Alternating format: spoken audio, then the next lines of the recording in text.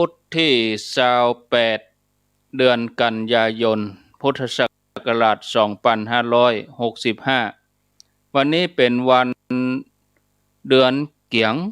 ขึ้น3ค่ำพร่ำว่าเป็นวันพุธที่28เผอกำเดียวบ่ได้ก็จะหมดแล้วเดือนกันยายนนี่มีอยู่30วันวันนี้วันที่28ก็เหลือเวลาแถม2วันเดือนกันยายนก็จะจากหมู่เฮาไปเดือนกันยายนนี่เป็นเดือนที่9ของปีเดือนหน้าเดือนตุลาคมก็เป็นเดือนที่10ปีหนึ่งมี12เดือนเกิดว่าเฮาผ่านมา8เดือนจะ9เดือนแหมบ่กี่วันเนี่ยแป๊บเดียวต่ออันญาติโยมเกิดถึงในช่วงพรรษานี่เนาะนับไปนับมาไล่ไปไล่มาเลือดเต็มศีลเดียวออกวาสาศีลหน้านี่8ค่ำเดือนเกียงออก8ค่ำศีลไหนปุ่นก็เดือนเกียงเพ็งก็เป็นว่าออกวาสาแล้วเนี่ยญาติโยมท่านทั้งหลายวันเวลาล่วงเลยไปผ่านไปชีวิตคือการเดินทางเรือนร่างเพียงการอาศัย เนาะญาติโยมช่วงเวลาที่ผ่านไปแต่ละวันก็แต่ละคนแต่ละท่านก็ทำภารกิจแตกต่างกันไปตามบทบาทหน้าที่ของแต่ละท่านผู้ที่ทำหน้าที่ห้ำเรียนหนังสือหนังหาก็เรียนหนังสือไปเพื่ออนาคตลูกหลานคนเฒ่าคนแก่ก็เก็บเกี่ยวเอาบุญเอากุศลไว้ทำงานก็เจ้ามาก็ทำงานจากตำทำงานหนักเอาเบาสู้อุอากาศะเนาะแต่ละคนก็มีความตั้งอกตั้งใจขยันขันแข็งกันไปญาติโยมทั้งหลายวันนี้มาปะกันตามปกติอาตมาภาพพร้อมกับท่านพระครูสมเด็จธรรมเสวีได้มาพบปะศรัทธาญาติโยมก่อนที่จะนิมนต์ท่านพระครูเปิ้นอู้จากับพี่น้องศรัทธาญาติโยมก็ขอบคุณอนุโมทนากับสถานีวิทยุที่รับสัญญาณหลายคลื่นหลายที่หลายแห่งตั้งแต่เมืองฝาง FM 100.25 ในเมตตาปรมีธรรมของหลวงพ่อพระครูสุจิตานุรักษ์ด็อกเตอร์หลวงพ่อเจ้าคณะอำเภอฝางวัดพระบาทอุดมน้ำบ่อชาวาได้รับสัญญาณเป็นประจำจันทร์ถึงศุกร์เวลาบ่าย3ถึง5โมงแรงแม่เจ้าก็ตั้งแต่ตี3ถึงเวลา7โมงมาค่ำยามคืนก็2ทุ่มถึง4ทุ่ม3เวลาที่ 100.25 ก็ขอกราบขอบพระคุณในเมตตาปรมีธรรมของหลวงพ่อพระครูสุจิตานุรักษ์ตลอดจนถึงเจ้าหน้าที่เทคนิคที่ดูแลควบคุมการออกอากาศทั้งเจ้าหน้าที่เบื้องหน้าเบื้องหลังทุกส่วนทุกฝ่าย FM 104.50 สถานีวิทยุวัดไฟหินสถานีวิทยุเพื่อการศึกษาพระพุทธศาสนาและวัฒนธรรม FM 104.50 วัดไฟหินมหาวิทยาลัยเชียงใหม่โดยท่านพระครูสมุวิสุวัฒน์วรกิจโจผู้อำนวยการสถานีรักษาการเจ้าวาดวัดไฟหินท่านก็เมตตาเชื่อมสัญญาณทุกเวลาจันทร์ถึงศุกร์ 15 นาฬิกานี้แล้วก็มาเจ้าก็ตี3จนถึงเวลา6โมงทุกวันที่ FM 104.50 89.50 บ้านทุ่งเรดิโอขอบคุณอนุโมทนากับป่ออุดมป้าเทียมวันพุทธวงศ์ได้รับสัญญาณจันทร์ถึงศุกร์เวลาบ่าย3ถึง5โมงแรงมาเจ้าก็ตี5ถึง7โมงทุกวันญาติโยมที่รับฟังทางแม่แจ่ม FM 106.25 มนต์เสียงธรรมมนต์เสียงธรรมตั้งอยู่ณที่วัดบุพารามตำบลจังเพิ่งอำเภอแม่แจ่มจังหวัดเชียงใหม่ ในเมตตาบารมีธรรมของหลวงพ่อพระครูมงคลวิสิทธิ์หลวงพ่อเจ้าคณะอำเภอแม่แจ่มเจ้าวาดวัดปุพารามหลวงพ่อได้เชื่อมสัญญาณสถานีวิทยุเครือข่ายขึ้นสีขาวนี้ทุกช่วงเวลาขอกราบขอบพระคุณในเมตตาบารมีธรรมของหลวงพ่อตุยญาติโยมที่เข้ามาทางระบบ Facebook ก็หลายผู้หลายท่านอาจจะไม่ได้ตักได้อู้ก็ต้องขออภัยแถมสักกรรมถ้าช่วงที่สนทนาจบก่อนที่จะเข้าไปสู่ช่วงที่2ก็จะได้ตักได้อู้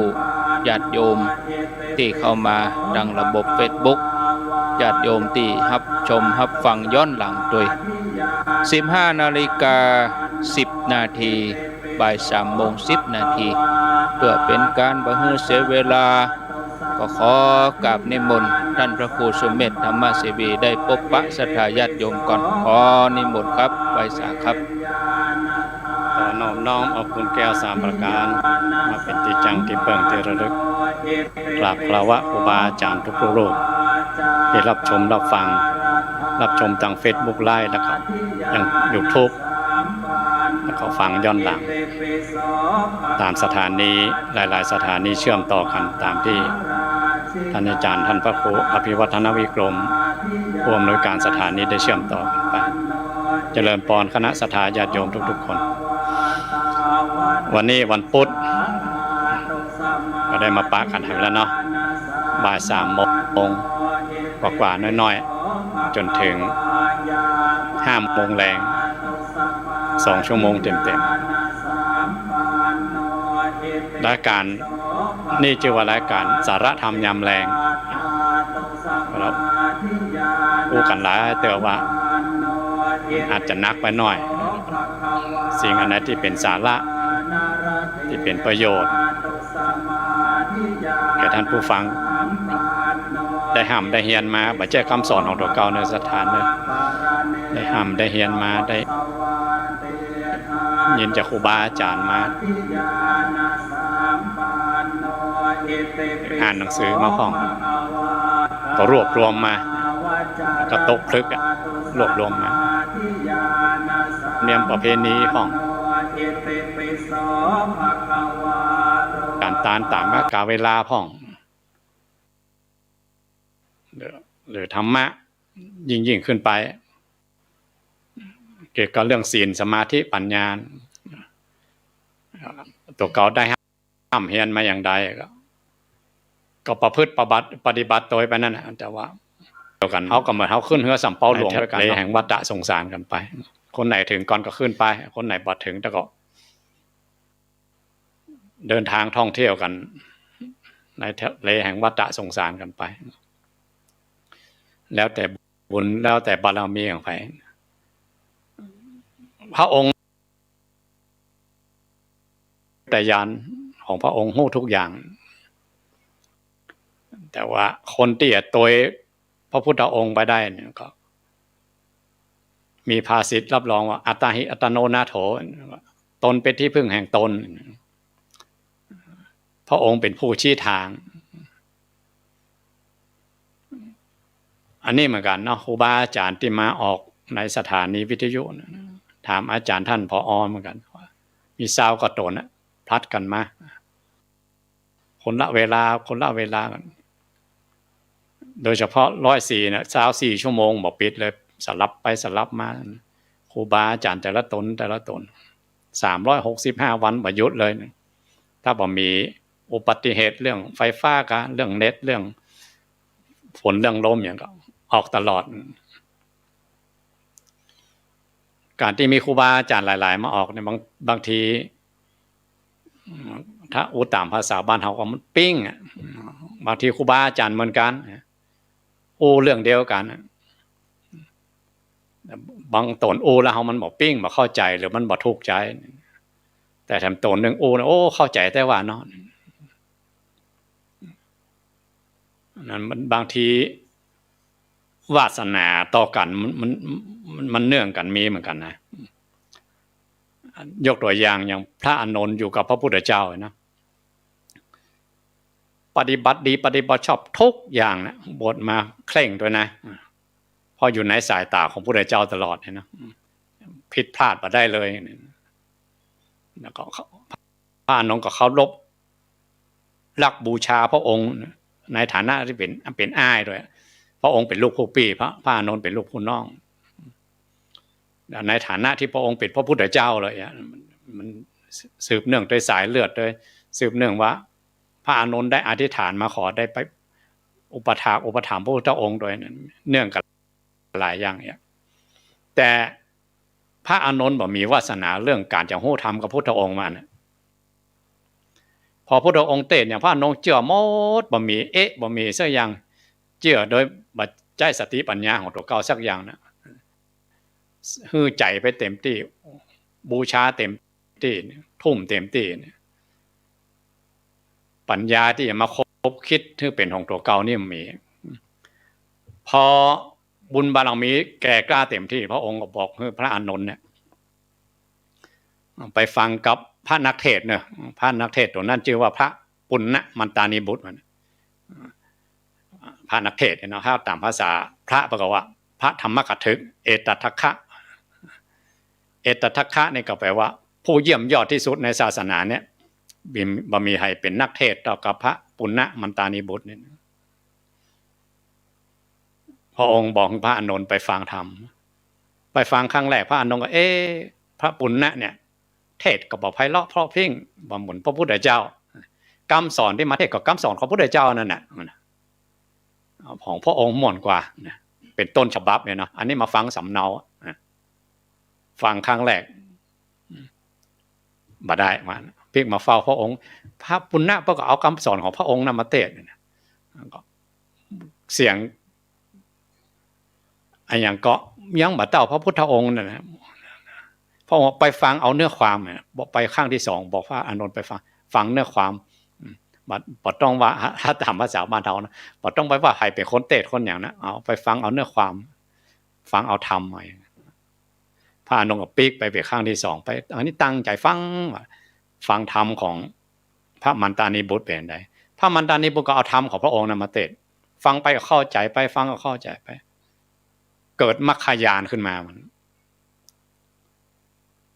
พระอานนท์ไปได้สำเร็จธรรมกับพระปุณณมันตานีบุตรในสถานเนี่ยบัดได้สำเร็จธรรมกับพระพุทธเจ้าทำขั้นแรกมาพอพระอานนท์ได้หู้ธรรมของพระองค์ขั้นแรกพระองค์ก็วางใจละอันนี้จะเลื่อนไปเองละ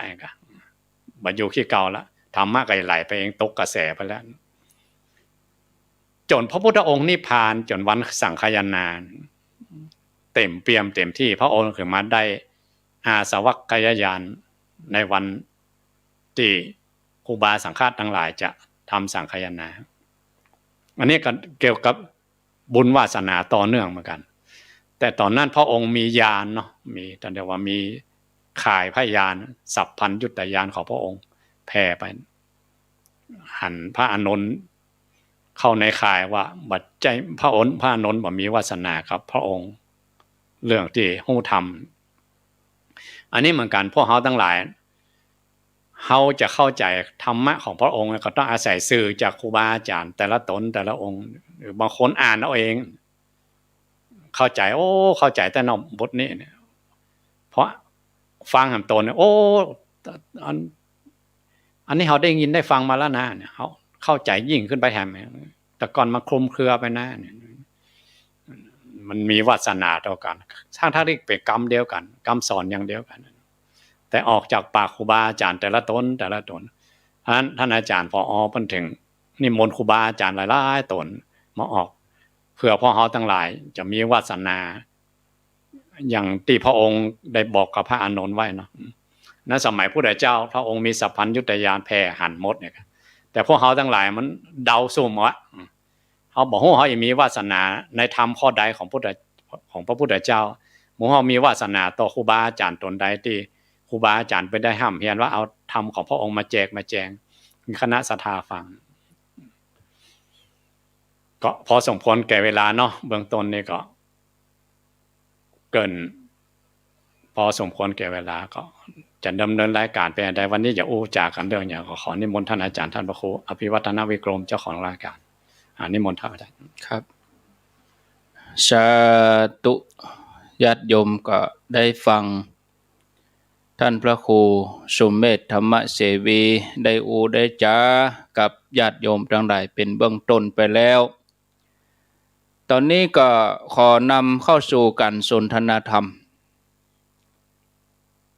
เดี๋ยวเวลาแถมประมาณ10 กว่าวันก็จะออกพรรษานี่วันที่10 ตุลาญาติโยมทั้งหลายหลังจากที่ออกพรรษาไปแล้วเดือนเกียงแฮมค่ำเป็นต้นไปจนถึงปุ่นเดือนยี่เพ็งก็เป็นเทศกาลการทำบุญทานกฐินเมื่อปุตติแล้วนี่อาตมาภาพกับท่านพระครูสุเมธธรรมเสวีได้ร่วมกันสนทนาได้อู้กันเรื่องกฐินก็ยังบ่แล้วดีเพราะว่าเวลานั้นจำกัดไปอู้เรื่องกฐินนี่ชั่วโมงที่2ก็ยังมีคำถามมายังญาติโยมที่ยังคำใจญาติโยมบางท่านก็ยังมีความสงสัยอยากจะถามก็บ่ได้เปิดโอกาสให้ญาติโยมได้ถามนักเพราะว่าเวลานั้นจำกัดสำหรับวันนี้ในชั่วโมงหลังนี่ก็จะเปิดโอกาสให้ญาติโยมได้โทรศัพท์นักน้อยประมาณเกิงชั่วโมงเนาะ4 โมงเกิงเฮาก็มาอู้มาจากันศรัทธาญาติโยมช่วงแรกนี้ก็จะมาอู้กันเรื่องของกฐินเอาเนื้อหาสาระให้กับศรัทธาญาติโยมบางท่านก็ได้รับซองบางท่านก็ได้ทำมาหลายวัดวัดนั้นวัดนี้เปิ่นมาบอกบุญเปิ่นเอาบุญมาฮื้อเปิ่นเอาบุญมาบอกเฮาก็ทำกันไปญาติโยมบ่ควรจะดีบ่นเนาะเวลาบุญมาถึงเฮาทำไปเถอะจะใส่ไป10 บาท20 บาทใส่ซองเท่าใดเฮาก็เอาตามกำลังของเฮาว่า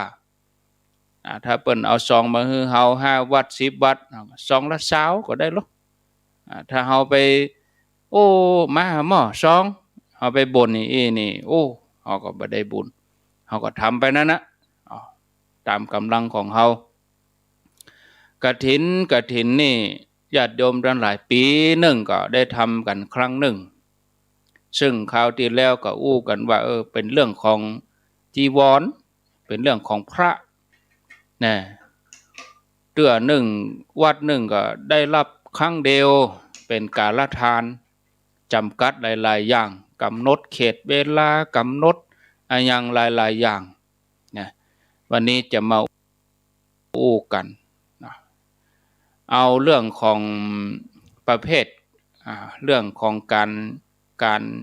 จำกัดเป็นความสำคัญเรื่องการจำกัดประเภททานจำกัดเวลาจำกัดงานจำกัดผู้รับจำกัดเตื้อคือปีในเตื้อแล้วก็กฐินนี่เป็นพุทธานุญาตโดยไผเป็นผู้ที่ต้านกฐินครั้งแรก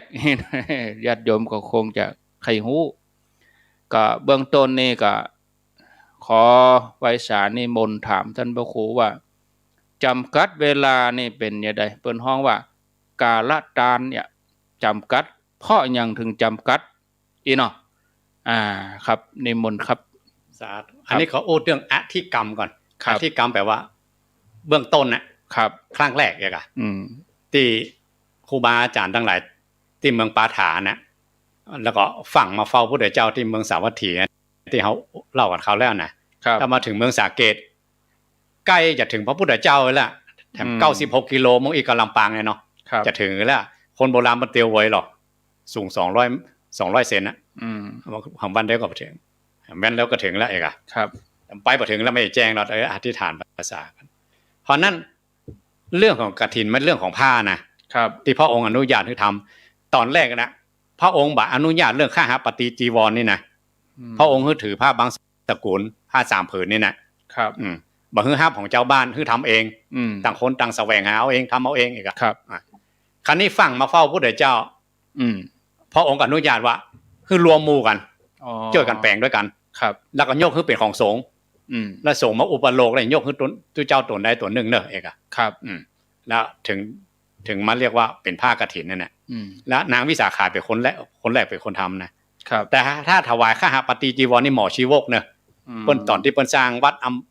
อัมพวันที่กรุงราชคฤห์เนี่ยครับตอนพระองค์จำภาษาที่2ถึงภาษาที่4เนี่ยภาษาที่1จำภาษาที่ปาอิสิปัตตนะมฤคทายวันอันนั้นเรื่องวินัยอย่างยังมีนะครับเรื่องกฐินเรื่องอย่างยังมีมาเริ่มกันที่กรุงสาวัตถีที่นางวิสาขาไปเหมือนนะอันภาษา12แล้วก็ครับภาษา2เนี่ยหมอชีวกเปิ้นขออนุญาตพระองค์ถวายข้าปฏิจีวรก็ขอทุเจ้าทั้งหลายครูบาอาจารย์ทั้งหลายครับอติเลกจีวรคือผ้าที่เกินกว่า2ผืนนี่เกินกว่า3ผืนพระองค์ก็อนุญาตครับจากข้าปฏิจีวรได้สมัยก่อนจริงๆพระองค์ทุเจ้าต้องหาเอาเองครับห้ามไปเบียดเบียนเจ้าบ้านไปกันซ้อเอาเองครับซ้อเอามาย่อมกันต่างคนต่างทำไปแต่ตอนหลังมาเนี่ยที่ภิกษุชาวปาฐาเนี่ยฟังกันมาแล้วไปครับซ้อหาผ้าบัตตันนี่ก็พระองค์ก็เลยอนุญาตว่าเอาช่วยกันทำมาได้เราอนุญาตให้ช่วยกันทำพอช่วยกันทำเรายกขึ้นเป็นของสงฆ์พระสงฆ์จะอนุญาตแก่ผู้ใดเอกอันนี้เบื้องต้นเรียกว่าอธิกรรมมันเป็นความเป็นไปเป็นมาอย่างนี้แล้วตอนหลังมาคันนี้ขนบธรรมเนียมจะมาปอกแหละครับพอมาถึงเมืองไทยนี่จะแยกเป็น2อย่างแล้วเนอะเรียกว่ากฐินหลวงกับกฐินลาภเนี่ยครับกฐินหลวงกับกฐินลาภอ๋อเป็นยังไงครับกฐินหลวงนี่แยกออกเป็น2อย่างกันคือราชวงศ์หรือพระเจ้าแผ่นดินเนาะครับหรือพระบรมวงศานุวงศ์เพิ่นจะไปทอดเองครับตามพระอารามหลวงหรือต้องเป็นวัดพระอารามหลวงแล้วมีเจ้าคุณโดยไปกล่าวอติเลกคำอติเลกคำอันอย่างคนนะครับคำนี้ลืมไปละต้องเจ้าคุณเท่านั้นนะครับเจ้าคุณเป็นคนว่าและกล่าว32โดยว่า2กรรมครับเรื่องนี้เริ่มต้นแต่สมัยรัชกาลที่4วันน่ะครับครูบาอาจารย์จะลาปิกแล้ววัดลาดทั่วไปเนาะทอดกฐินพระราชทานได้ก็ต้องขออนุญาตจากต้องขอเป็นขั้นเป็นตอนได้แล้วก็ได้อนุญาตมาข้าบดีคนใดคนหนึ่งบาเป็นพระร่ำหลวงก็ได้หมดได้แต่ว่ามีคนใจบุญเพิ่นก็ไปขออนุญาตเนาะครับอันนี้เขาก็บ่ฮู้จริงเนาะเพิ่นอยากขออนุญาตผ่านขั้นตอนได้ก็บ่ฮู้แต่คนที่เป็นข้าบดีหรือพระอารามหลวงหรือครูบาอาจารย์ที่เพิ่นชำนาญทางนี้นะเพิ่นจะฮู้จักต่างรอยไปหรอไปขออนุญาตตามขั้นตอนยังได้อย่างอันนั้นเป็นเหมือนเปิ้นฮ้องว่าเป็นกฐินต้นถ้าเป็นกฐินพระราชทานก็คือเปิ้นโปรดมาเนาะหน่วยงานข้าราชการข้าบดีต่างๆพวกก้าอีนะครับรวมๆหลายๆอย่างหมดนี้เรียกว่ากฐินหลวงกฐินต้นกฐินพระราชทานหรืออันพระบรมวงศานุวงศ์จะไปเองเหมือนเนี้ยรวมๆเรียกว่ากฐินหลวงของพระบรมวงศานุวงศ์เนี่ยนะแต่ที่มันเกี่ยวกับเฮาแท้ๆนี่คือกฐินลาภนี่เนาะกฐินลาภนี่คือราษฎรนี่กันวัดทั่วไปจะเขาเขียนข้างรถเหมือนกันนะครับเพื่อจะเขียนว่าใช้ในราชการเท่านั้นเองอันนี้ใช้ในราษฎรเท่านั้นแล้วเขาเขียนย่อว่าหาครับเปิ้นก็แบ่งเป็น2มหากฐินกับจุลกฐินมหากฐินนี่เป็นกฐินโดยทั่วไปนะที่เฮาตานกันเนี่ยแต่ที่พิเศษ1ก็คือว่าจุลกฐินนี่เหรอครับจุลกฐินนี่แปลว่าน้อยกฐินน้อยแล้วอย่ามันนักอย่ามาได้นักอย่ามาได้ยอดนักโอ้เปิ้นว่าจุลกฐินน้อยนี่จุลเนี่ยหมายความว่าเอามันมาจะว่าน้อยอย่างเดียวหรอเอาแบบที่แบบฟังเอาแบบเสร็จรีบด่วนรีบด่วนนี่ก็ได้มันไม่ใช่ว่าจุลเวลาน้อยนึกว่าจุลแล้วกฐินนึกว่ากฐินน้อยนึกว่าเนี่ยแบบน้อยๆไปเนี่ยเตะเนี่ยว่าสั้นใหญ่แล้วมหากฐินปลูกฝ้ายปลูกบดโหโอ้เจ๊สักเล็กสักน้อยศรัทธาวัดหนองเงือกเนี่ยครับเปิ้นเก่ง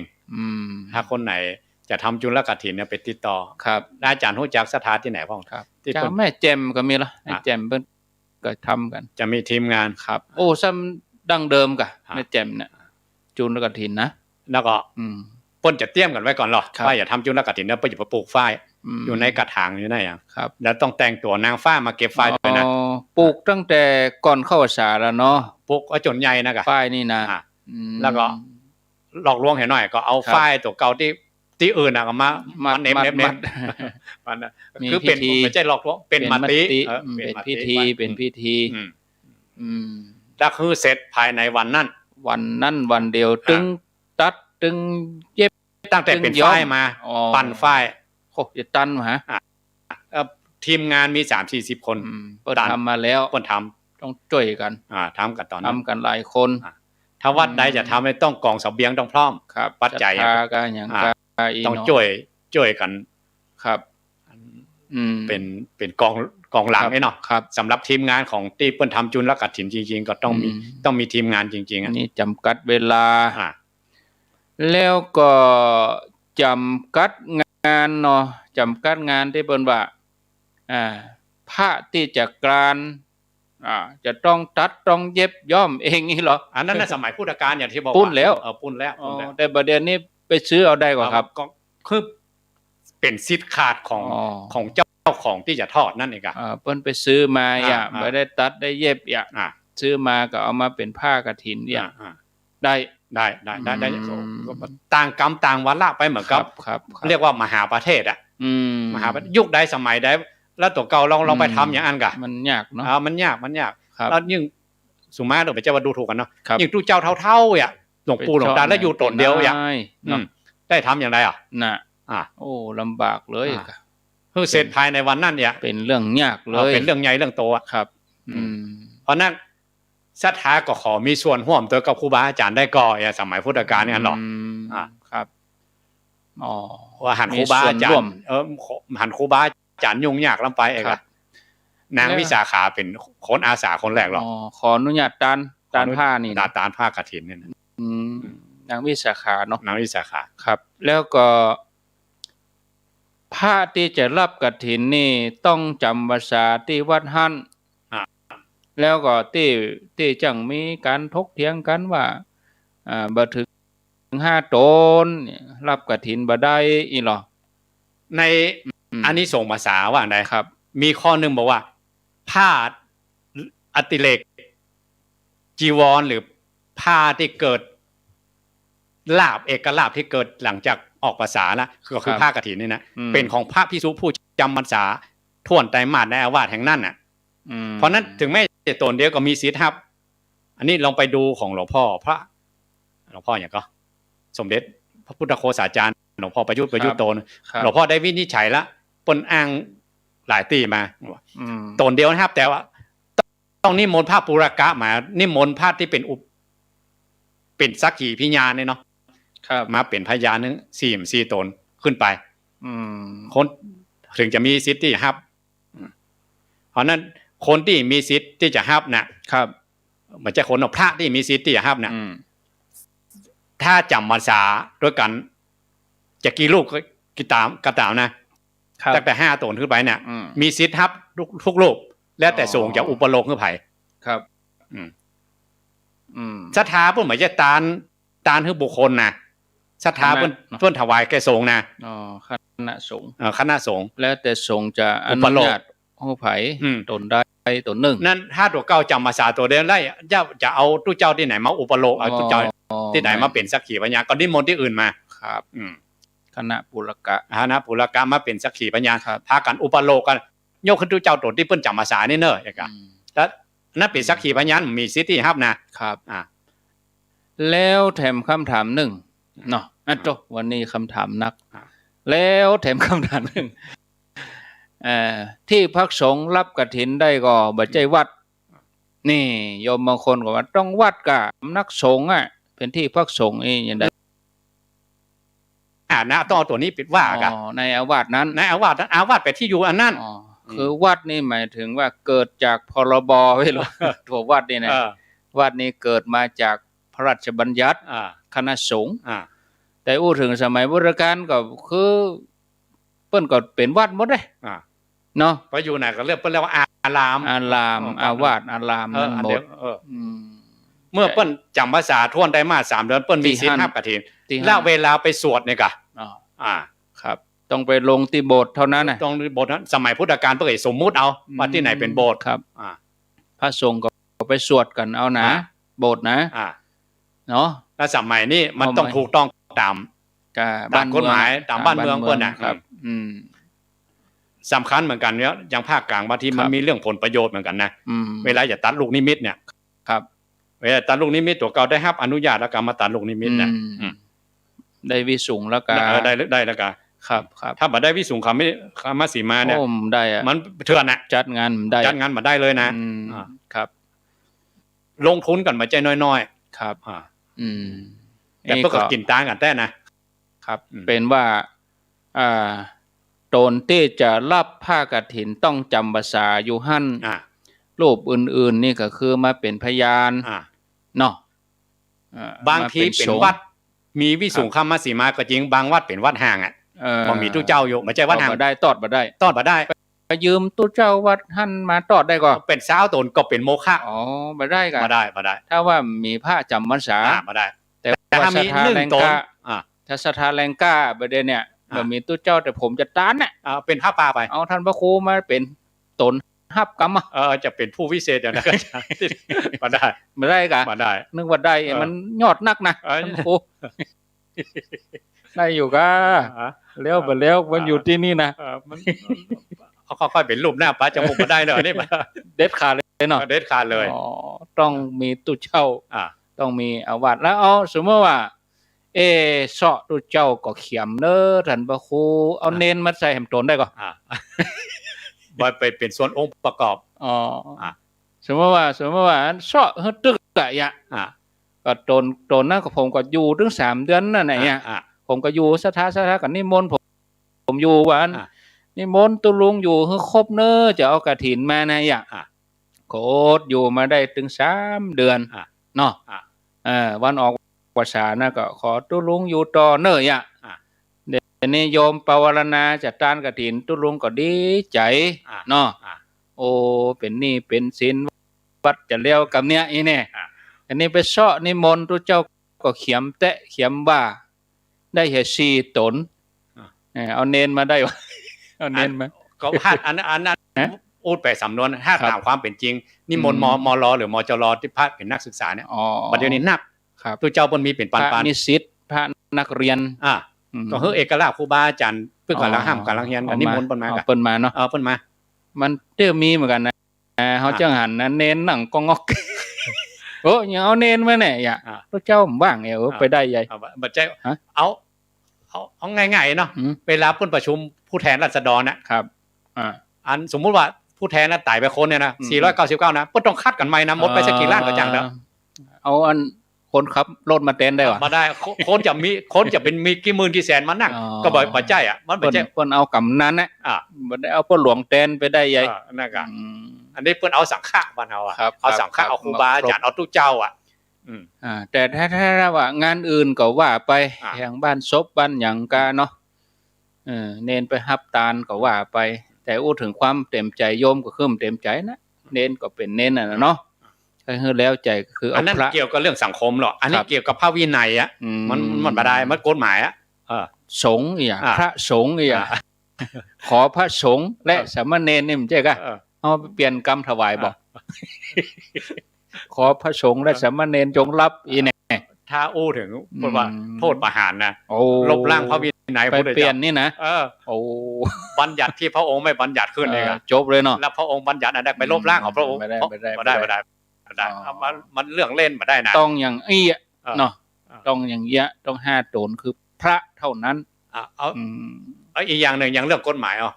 คนไหนมียาเสพติดหรือมีมีดมีปืนที่ประเทศมาเลกับสิงคโปร์โอ้กฎหมายรุนแรงโดนประหารนะ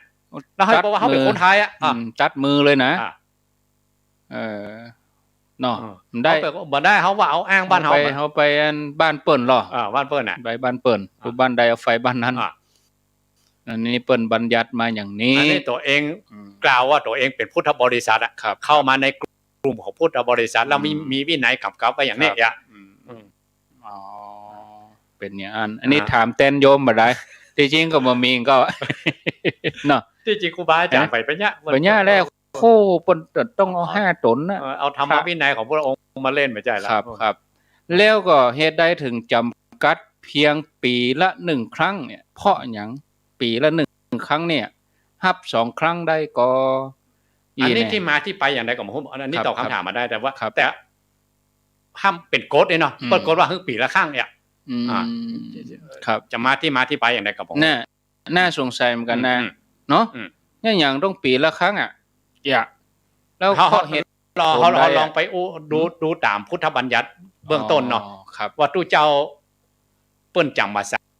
มีเวลาที่ไปเผยแพร่ธรรมของพระองค์ต่อไปตั้งหน้าอ่ะเวลามันมีน้อยมันก็ถ้าจะแสวงหาด้วยดอกเก้าแสวงหาไปละแสวงหาผ้าจีวรด้วยดอกเก้าแต่ถ้ามารวมหมู่กันนะยากหรอมาทำเพิ่งวันเดียวเสร็จแล้วก็ยกถวายแก่ส่งด้วยอุปโลกคือแก่ตัวได้ตัวหนึ่งเนี่ยพอออกภาษาแล้วก็อีกตั้งคนต่างไปละเขาว่าอีนอถ้าสมัยพุทธกาลนะครับไม่ลบมารวมกันก็คือมารวมกันในภาษานั่นแหละเพราะในภาษาคืออย่างก็ปีนึงอ่ะมารวมกันเตื้อเนาะถ้าสมัยนี้ถ้าไปอย่างนั้นนะบอกว่าผ้าจรจัดนะครับโหดแรกมีเป็นลักเป็นแรงบอกเป็นลักเป็นแรงนะครับแรกแล้วพระองค์ยังบอกสาวกรุ่นแรกว่าอย่าไปหลายตนเนอะคือไปที่ไหนไปตนเดียวครับผมจำกัดโลกจำนวนพระมาก่อนมีบรรนักมีบรรนักครับถ้าเลี่ยงไว้อย่างนึงว่าคือไปตนเดียวแล้วเวลาเพิ่นจำภาษาก็ต้องจำภาษาตนเดียวแหละนั่นน่ะต้องตนเดียวทำละแรกถึงยุคนั้นนะเนาะยุคนั้นมีหลักฐานแน่นอนตอนที่พระองค์ก่อนที่เข้ากรุงราชคฤห์มันก็บอกให้ทุกเจ้าทั้งหลายว่าพวกเธอทั้งหลาย60 ตนเนี่ยต่างคนต่างไปเลยจะไปไหน2 ตนนะแล้วเราตถาคตก็จะไปโปรดอัน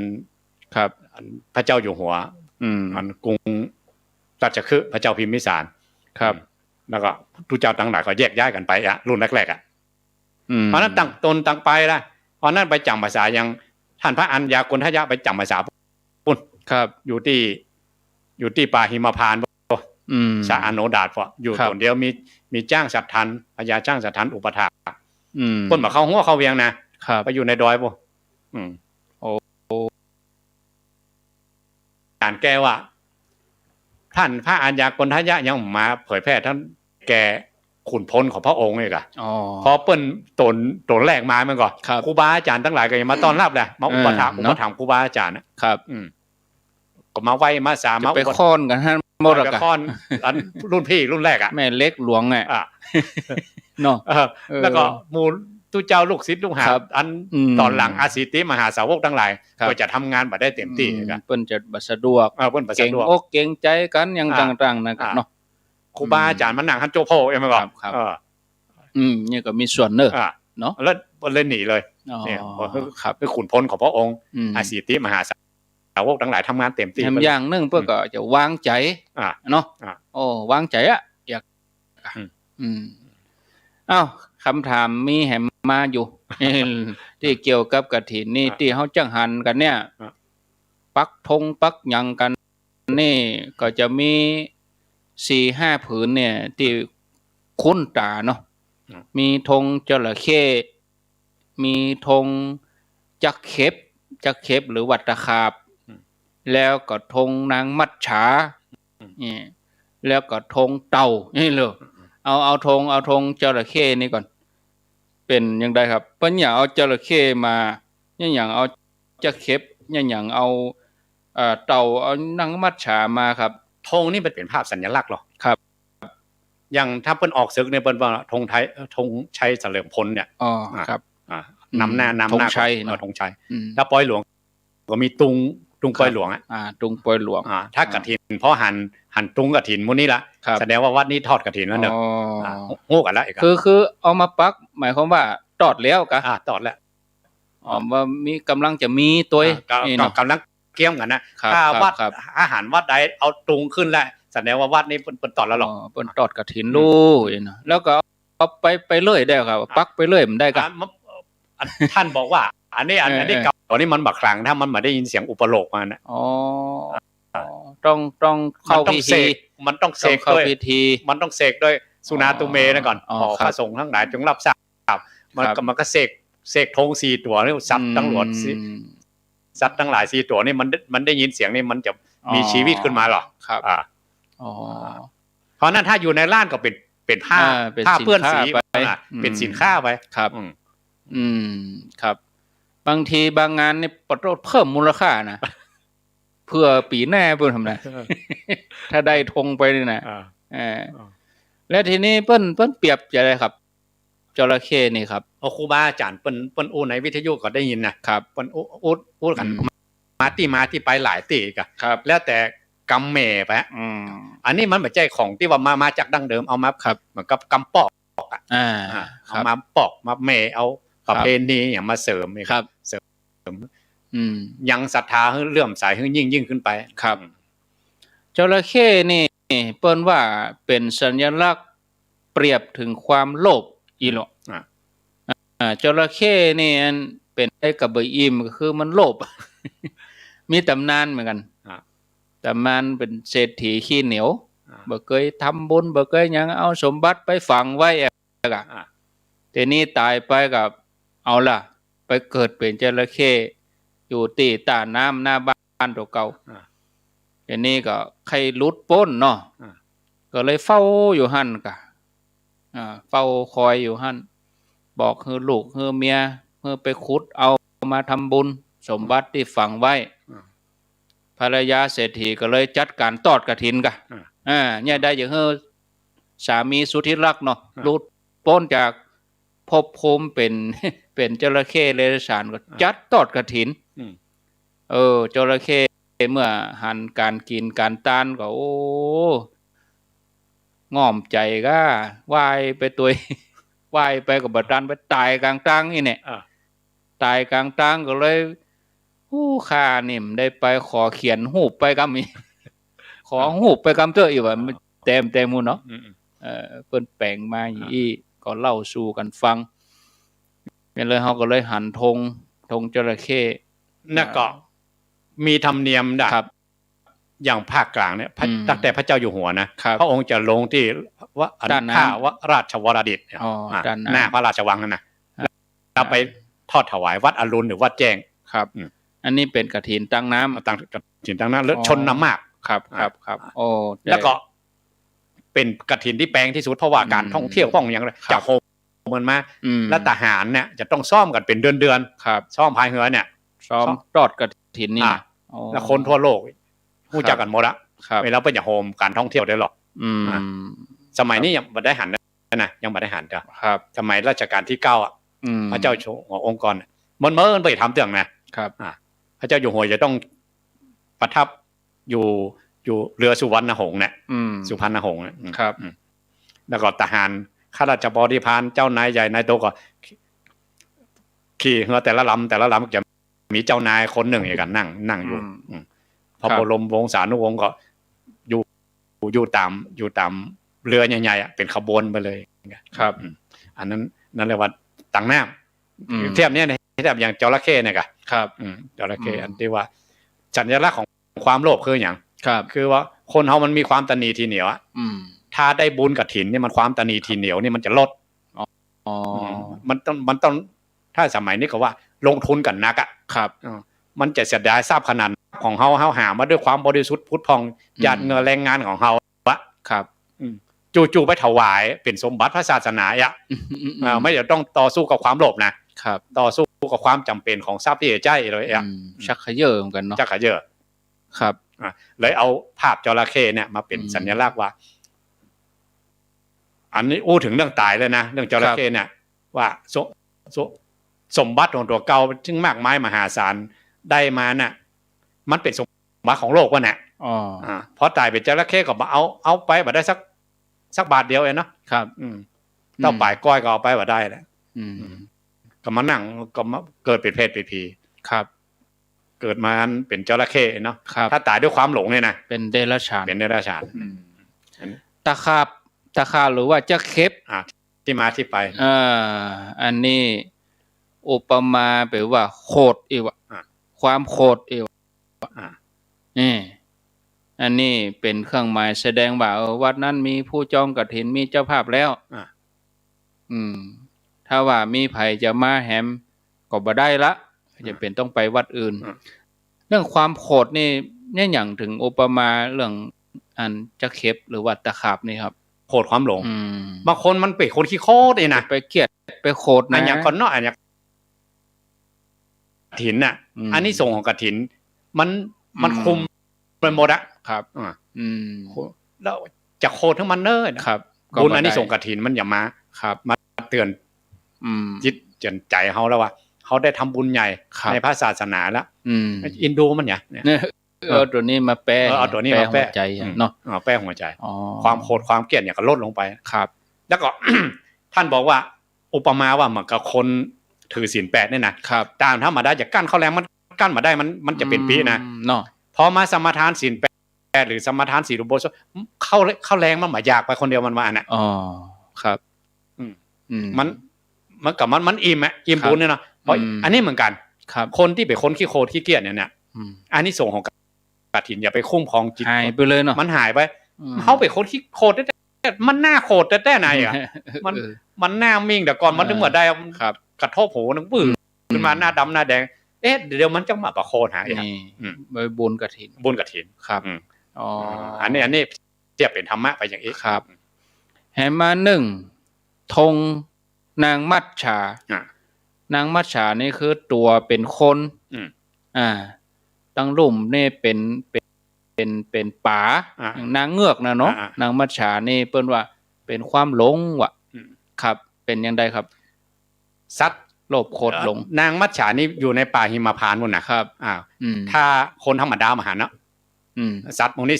สัตว์ประหลาดพวกนี้นะครับอันตัวราชสีห์ตัวใหญ่ๆที่บรรลือสีขนาดบุ่มเดียวเนี่ยสัตว์ตกทั้งหลายสงบเลยโดยตัวจามารีก็จ้ะจามารีที่อยู่ในเชิงเขาหิมาลายนี่ก็ไม่ยังไม่จะมีพระองค์ก็เข้าเขาสนเอาคนจามารีจุ่มลงในน้ำมันสลัด7ข้างเนี่ยตอนอันเนี้ยมาจากเนี่ยจามารีก็ดีพญาราชสีห์อยู่ในถ้ำทองก็ดีครับตัวมัจฉานี่ก็ดีนี่เหมือนกับสัตว์ที่อยู่ในหิมพานต์ครับคนที่อยู่ในป่าหิมพานต์นี่จะขึ้นสวรรค์จริงๆก็ขึ้นมาถึงนะเพราะบุญดอกเก่าน้อยจะลงมามนุษย์หรือมาเป็นมนุษย์ทั่วๆไปเนี่ยก็บุญดอกเก่านักอ่ะครับนักกว่ามนุษย์เนี่ยแล้วก็สูงกว่า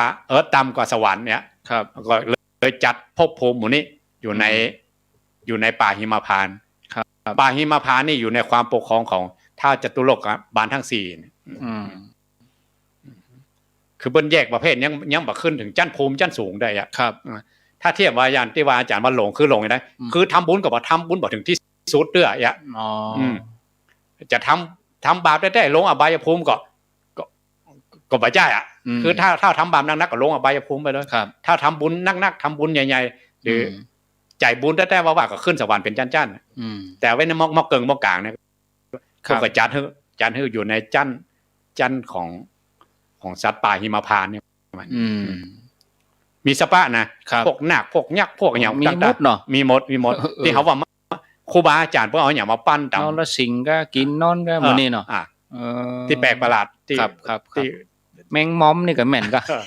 ที่อยู่คันใดวิหารนี่มอมเนี่ยเพราะนั้นเขาจะนึกว่าพวกนี้มันเขาบอกฮู้จริงนะถ้าคนที่มีสมาธิเพิ่นไปหามาน่ะแล้วมาบอกให้ลูกของหลานว่าสัตว์ป่าหิมพานต์มันเป็นอย่างนี้นะครับเพิ่นเลยเอามาเขียนมาปั้นเนาะแฮมธงนึงธงนี่คือเต่านี่เหรอเต่านี่คืออายุยืนหันเต่าแล้วในอายุยืนโดยความหมายว่าสติปัญญาเนี่ยเป็นจะได้ครับโดยความหมายว่าสติปัญญาแล้วก็การได้สำรวมอินทรีย์ครับอันนี้ตอนที่พระองค์เทียบอุปมาว่าครับหมามันเป็นเต่าที่เป็นเต่าฮับก็มีนะครับแล้วก็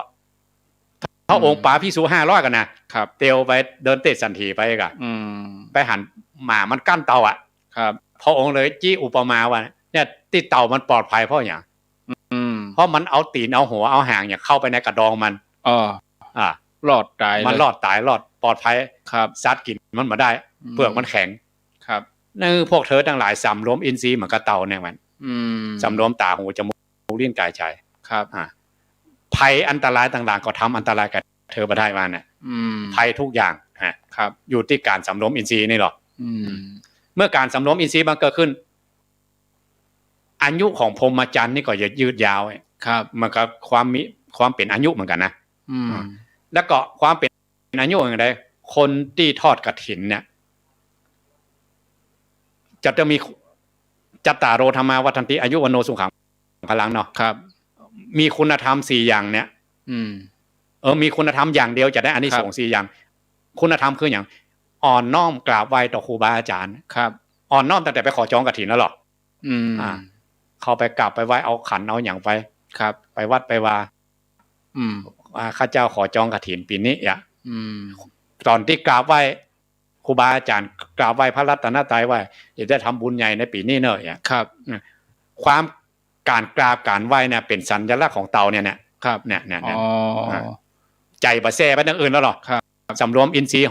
6เตาเนี่ยมันมี6นะเตาธรรมดานะตีน4หาง1หัว1นะมี6อายตนะนะอายตนะเนี่ยอายตนะ6คนไหนสำรวมอินทรีย์ได้ครับอายุจะยืนอันนี้ไม่ใช่ว่าคำโกคำพุ่มนะพระองค์ตัดไว้เองเลยนะปลาพิสุ500กันนะไปปะหมากั้นเตาเนี่ยมีปากกดแล้วมีที่มาที่ไปแถมคำถามหนึ่งนี่ที่ว่ากฐินเดาะเรามันเดาะจะได้มันต๊อกยังไงมันเดาะยังเดาะลิ้นยังไงเดาะยังมูปีน้องโดยเต่ากะแห่มาฮันละเนอต๊อกขึ้นกฐินเดาะอีวะจะได้ครับ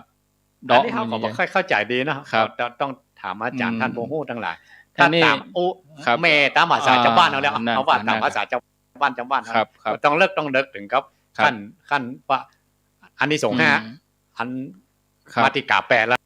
อันนั้นมันเป็นเรื่องภาษาวินัยเลิกไปครับเดาะนี่แปลตามภาษาไทยนะเพิ่นแปลว่าแตกร้าวจนหักว่าเดาะ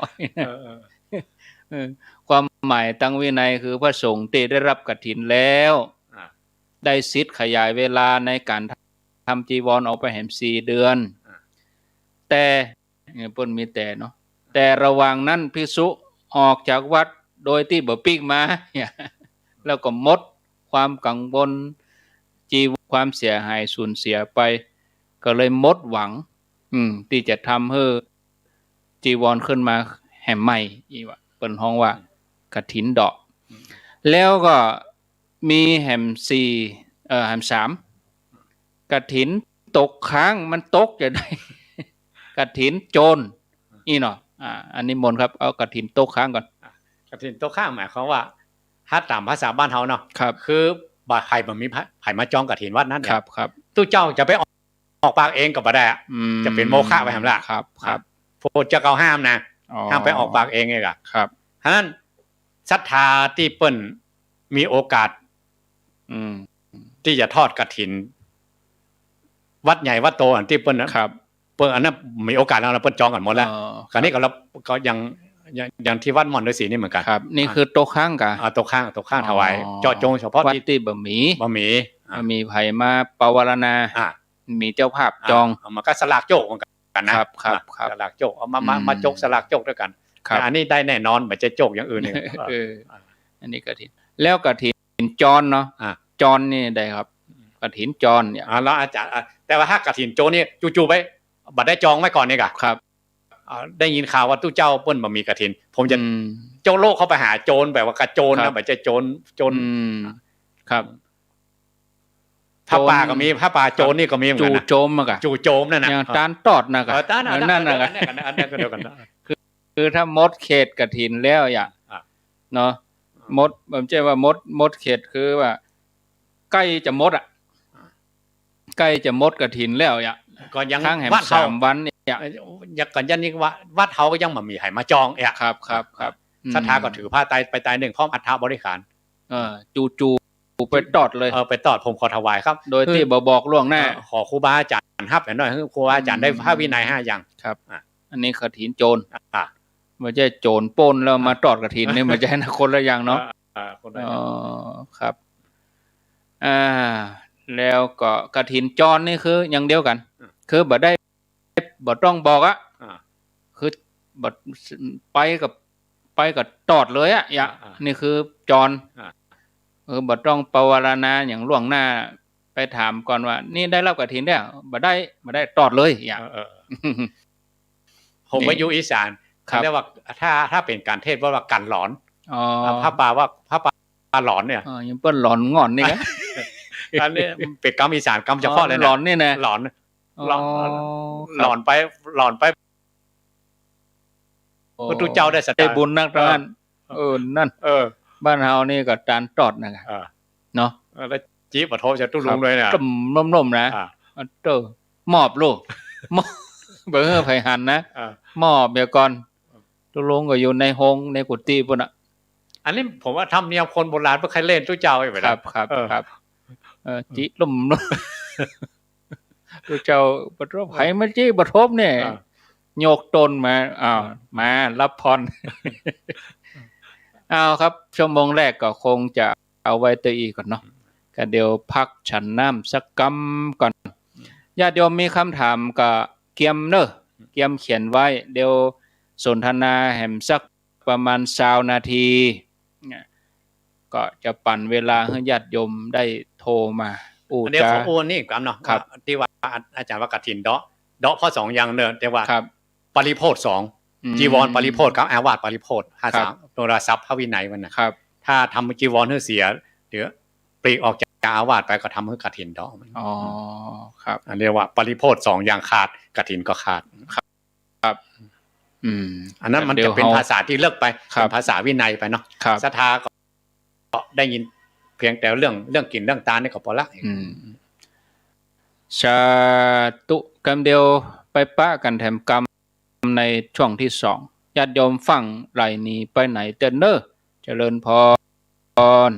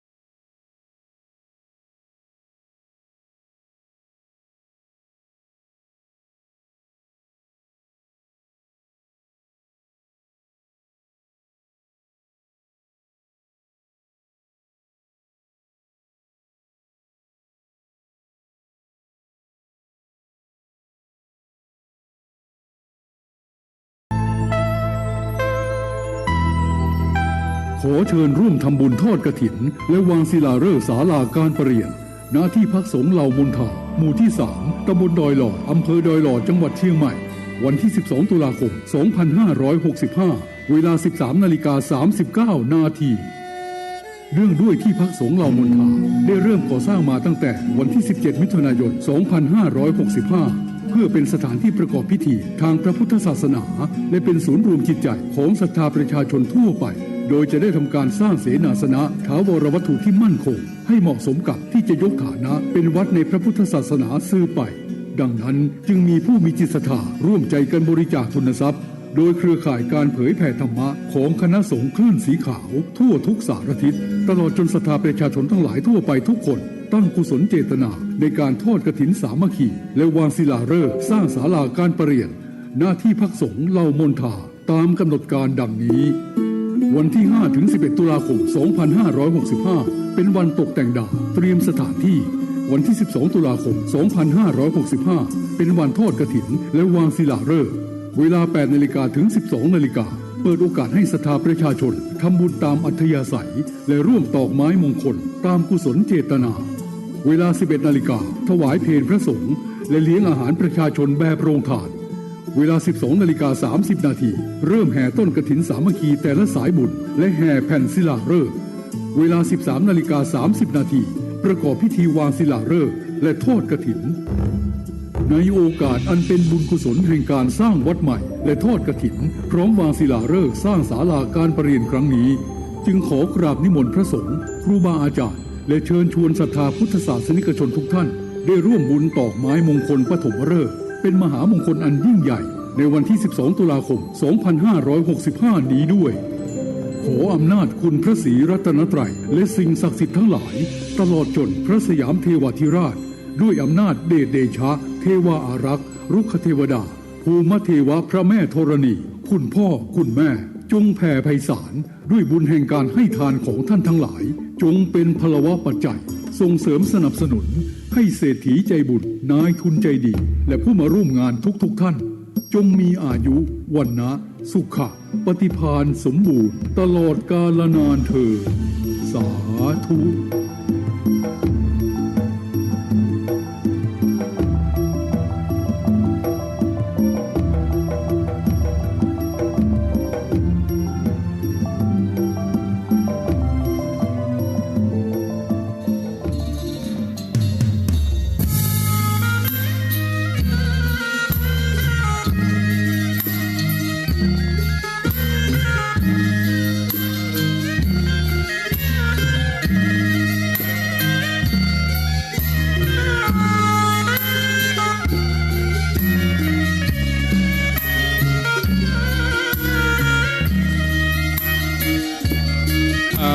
แล้วศรัทธาญาติโยมท่านผู้ฟังทั้งหลายทุกท่านปิกมาอยู่ด้วยกันแถมช่วงสุดท้ายขณะนี้เวลา 16:07 นาที4 โมงกับ 7 นาทีญาติโยมกำลังรับฟังรายการสาระธรรมยามแลงประจำวันพุธที่28เดือนกันยายน2565ผ่านไป1 ชั่วโมงช่วงแรกปิกมาอยู่ด้วยกันแถมชั่วโมงที่2รายการสาระธรรมยามแลงนี่ดำเนินรายการโดยอาตมาภาพพระครูอภิวัฒนวิกรมร่วมกับท่านพระครูสุเมธธรรมเสวีได้อู้กันเรื่องกฐินแฮม20 นาทีที่จะได้อู้กันต่อไปนี่ก็อู้ถึงเรื่องกฐินโต๊ะค้างก็คงจะเป็นเรื่องราวที่จะทำบุญกันในวันที่30 ตุลานั่นก็คือการทำบุญกฐินโต๊ะค้างวัดแต่ละวัดทั่วจังหวัดเชียงใหม่ที่มาที่ไปเป็นจะใดก็นิมนต์ท่านพระครูสุเมธธรรมเสวีได้อู้ได้จ่าเป็นเบื้องต้นก่อนแล้วก็จะได้อู้จ่าสนทนากันต่อไปครับขอนิมนต์ครับที่มาที่ไปก่อนเนาะก็นั่นมีคนราชบุรีเปิ้นมาภาวนาว่าขอทอดกฐินโต๊ะข้างเนี่ยนะแล้วก็เป็นต้นเงื่อนเนี่ยนะกะแล้วก็เลยจัดกันพอโยมเปิ้นมา อันพวกกับผมเขาก็จัดกันเอง ครับ หมก10 วัด20 วัดเนี่ยแล้ววัดไหนที่ว่ามีกฐินก็ขอภาวนาว่า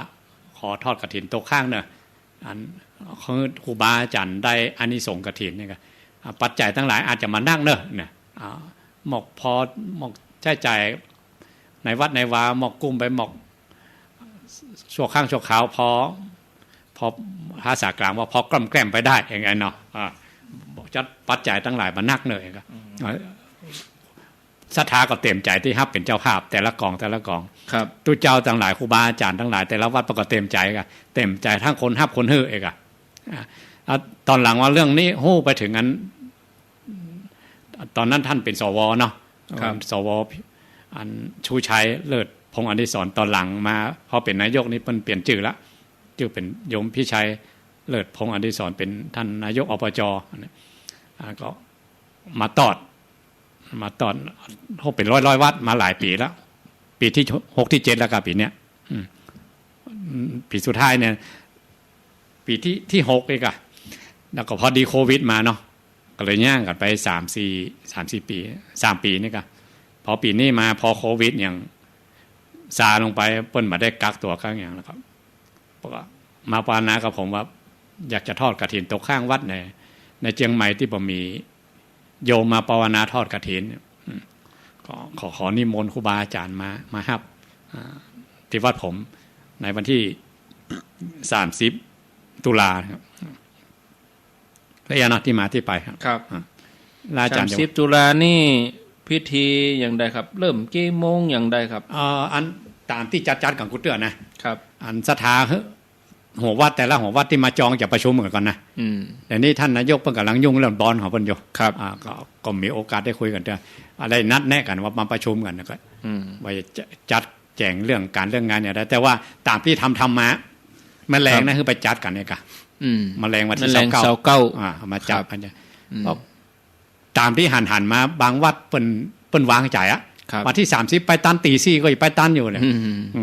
แต่ศรัทธาแจ้งมาแจ้งเขามาแล้วยังมืดอยู่ไปเจ้ากว่านั้นน่ะครับเอาควายมาแทนที่เข้าวัดง่ายๆบางทีหมู่จราจรเขาก็ตรงเป๊ะนะเมื่อเข้าอ่ะแบกกลับไปลุ่มอ้ำไม้อ่ะมันเลยจ้าไปเพิ่นพอเริ่มพิธีกำลังเอาบาตรมาตั้งเอาพัดเอาอย่างมาตั้งอันนั้นถ้าทางที่ดีเนาะจะได้เตรียมกันไว้ก่อนตอนวันประชุมบ้างมาตั้งกันวันที่29แมลงครับจะติดเครื่องเสียงจะติดไฟติดอย่างพร้อมหมดเลยครับกี่วัดครับ200 วัดครับ200 วัดครับ25-26อำเภอนี่เนาะแล้วก็ท่านนายกประกอบอันมีข้าบดีของเปิ้นเลยเนาะเพื่อนฝูงของเปิ้นมีนักเลยครับเชิญมาเป็นประธานนะครับช่วยกันบำรุงพระศาสนาครับถวายไปค่อยวัดค่อยวาทั่วเชียงใหม่นี่200 วัดกุปีที่เขาไปประชุมกันเนาะเอาไปสายใต้นี่ก็มาทอดที่วัดมอนฤาษีสายตั้งกลางๆนี่ก็ไปทอดที่วัดร่องบ่อแดงครับบ้านแม่อุ้ยอย่างก็ยายพรยายพรบ้านยายพรเมิ้นล่ะนะตอนนั้นแล้วก็สายตั้งเหนือก็ที่วัดป่าแม่แดงครับก็ทอวันถ้าศรัทธาที่จะมาก็คือมาเจ้ามืดเลยนะครับเจ้ามืดเพราะว่าเขาต้องเตียวหยอดตังค์เลยเนาะหย่อนแกล้งก็ถึงวัดเขาก็ได้อธิษฐานนะตอนที่เขาหยอดนะก็อธิษฐานขอให้ถึงสังฆะวัดนี้เนอะอีกอ่ะเขาว่าเป็นอันไปนะถ้าตามภาษาพระเรียกว่าสันตติขาดพระเจ้าเขาทำกฐินกล่องเดียวนะเขาหย่อนแกล้งไปถึงวัดนี้เลยเนอะกฐินวัดนี้เลยเนี่ยขาดไปเลยมาวันเดียวได้200 วัดเลยแกล้งเขาขาดไปแล้วก้าวต่อไปก็คือเป็นวัดใหม่ไปอย่าง1 สังฆทาน1 กฐินสังฆทาน1 กฐินสังฆทานครับจะได้อานิสงส์นักครับแล้วก็คนที่มาล่ะครับพระแต่ละวัดเนาะก็ต้องมาเป็นสักขีพยานวัดละ5 ตนเนี่ยอย่างที่บอกตะกี้ว่าถ้าเขาหามาได้แต่ว่าก็นิมนต์พระนิสิตมาอันนี้คือต่างวัดได้ในต่างวัดต่างอำเภอได้ถึงพระที่มาเป็นคณะนะมาส่งทั่วสังฆมณฑลแต่ว่าตนที่ครองกับผ้านั้นต้องจำภาษาต้องวัดนั้น ต้องเป็นพระที่จำพรรษาวัดนั้นอารามนั้นครับ ทุกปีบางทีอันอย่างก็วัดผมทอดไปเนาะ ครับ อันอย่างใดผมก็ต้องเป็น พระป่า ไปอย่าง ของบุญ มีอนามัยเพิ่นมาขอเหมือนกันเนาะ เอาก็เฮ้อไป อนามัยอย่างใดเนี่ยขอก็เพิ่งเป็นพระป่าแล้วเป็นกองพระป่าไปแล้วแต่นี่มนต์ตู้เจ้ามานั่งอ่ะ ครับ แล้วก็เขียนป้ายให้ชัดเจนเนอะว่าเป็นกองพระป่าเนอะ ครับ อนามัยเพิ่นมาขอเหมือนกันนะทางโรงพยาบาลได้นะก็เอามา สงเคราะห์กันไป แล้วนี่เรียกว่าสงเคราะห์หรอเราทำเพื่อสงเคราะห์ ครับ แล้วถามเจ้าภาพเพิ่นก็เนาะถามเจ้านายก เพิ่นก็บ่คัดข้อง เพิ่นบอกว่าบ่คัดข้อง ก็ได้นะก็ สงเคราะห์กันหรอกมาเพื่อสงเคราะห์อ่ะก็ได้ แล้วตัวศรัทธาเหรอครับ เรื่องอาหารการกินอย่างนั้นแต่ละวัดต้องห่อมาเอง ถ้าแต่ละวัดเนี่ยถ้าเขากลัว คน จะ ดู เลี้ แล ยงกั กัน น เอ เอง ง ไม่ แม่ เนาะ นต้องดูแลกันเอง ก็เอาข้าวหม้อแกงหม้อมาเลี้ยงกันเองอ่ะ ครับ มา ห่อกันมา แต่ว่าลงทานใหญ่ๆก็ มีอยู่ ก็มีก็ถ้าศรัทธามีใจศรัทธาเนาะ ครับ จะห้าร วมกัน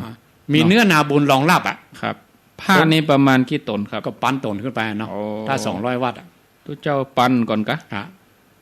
5-20อ่ะเนาะ ปั้นพอดี ครับ แต่ ศรัทธา ถ้าเขามีจิตศรัทธาเนาะมาตั้งโรงทาน ครับ มีคนห้าบตานนักอ่ะ เข้าแถวกันเป็นหมู่มันม่วนอ่ะนี่หมู่ ครับ ทุกปีมันเป็นอย่างนั้นนะ วันที่30ตุลา มาแต่เจ้ามืดมาหยอด แต่ กัน เจ้าบางท่านก็อาจจะไปทำงานเนี่ย 30นี่ดูเหมือนว่าเป็นวันอย่างมันเสาร์วันอาทิตย์ก็ครับ บัตรติดครับบัตรติด วันอาทิตย์พอดีเนาะ บัตรติด ก็สะดวกดี อ่า เป็นวันอาทิตย์ที่30ตุลา ถ้าบางคนเขารบธรรมเนียมเนาะ ครับ เขาไปถึงไปใส่ขันแก้วทั้ง3เนี่ยใส่อย่างเสร็จเรียบแล้วก็มัดเรียงแถวหยอดกฐินแหละ ครับ หยอด200วัดหนึ่งสักกี่นาทีเนาะ ถึงเนาะ ครับ สัก10 วินาทีเนี่ยเนาะ ครับตัวกับเป็นเส้น ถึง เหรอ เตียวกันไปหยอดกันไปเตียวกัน ครั ไป บ หยอดไป ม พอเสร็จยอดกฐินแล้วก็เสาะหาโรงทานแหละ ครับ ไปเสาะกินข้าวว่าเสาะว่าอย่างให้ ม อิ่มท้องอ่ะ ครับ เลี้ยงกันตั้งแต่เมื่อคืนมาแล้วเหรอ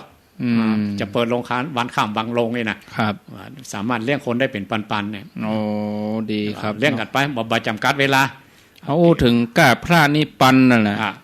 ศรัทธาแต่ละวัดถ้าว่าไปวัดไหน10เนาะวัดไหน10คนเนาะ ก็2 ปันแล้วเนาะ ครับครับพระปันศรัทธา2 ปันปุณกะคน5 ปันพวกอะเนาะคนที่ไปทำบุญเหรอมะขาจรเหรอมะยะก็ไปร่วมบุญร่วมกุศลกันได้ ฝากเชิญชวนศรัทธาญาติโยมทั้งหลายแล้วก็มีแถมงานหนึ่งกะปลายปีพุ่นนะครับที่มณฑลศรีนี่จะมีงานอย่างไรครับ นั่นเข้าปริวาส ปริวาส เข้าปริวาส เป็นปริวาส อันนี้มันเป็นภาษาวินัยทุกเจ้าเนาะ ครับ อันเคยคนมาถามเนี่ยอย่างปริวาสทุกเจ้ามาปาร์ตี้กันนะกะ แป่งผามขนม แปลงผามแปลงผามขนมกันนะอันนี้อูเล่นกับแต่แกมเล่นมาเนาะคือทุกเจ้าบนมา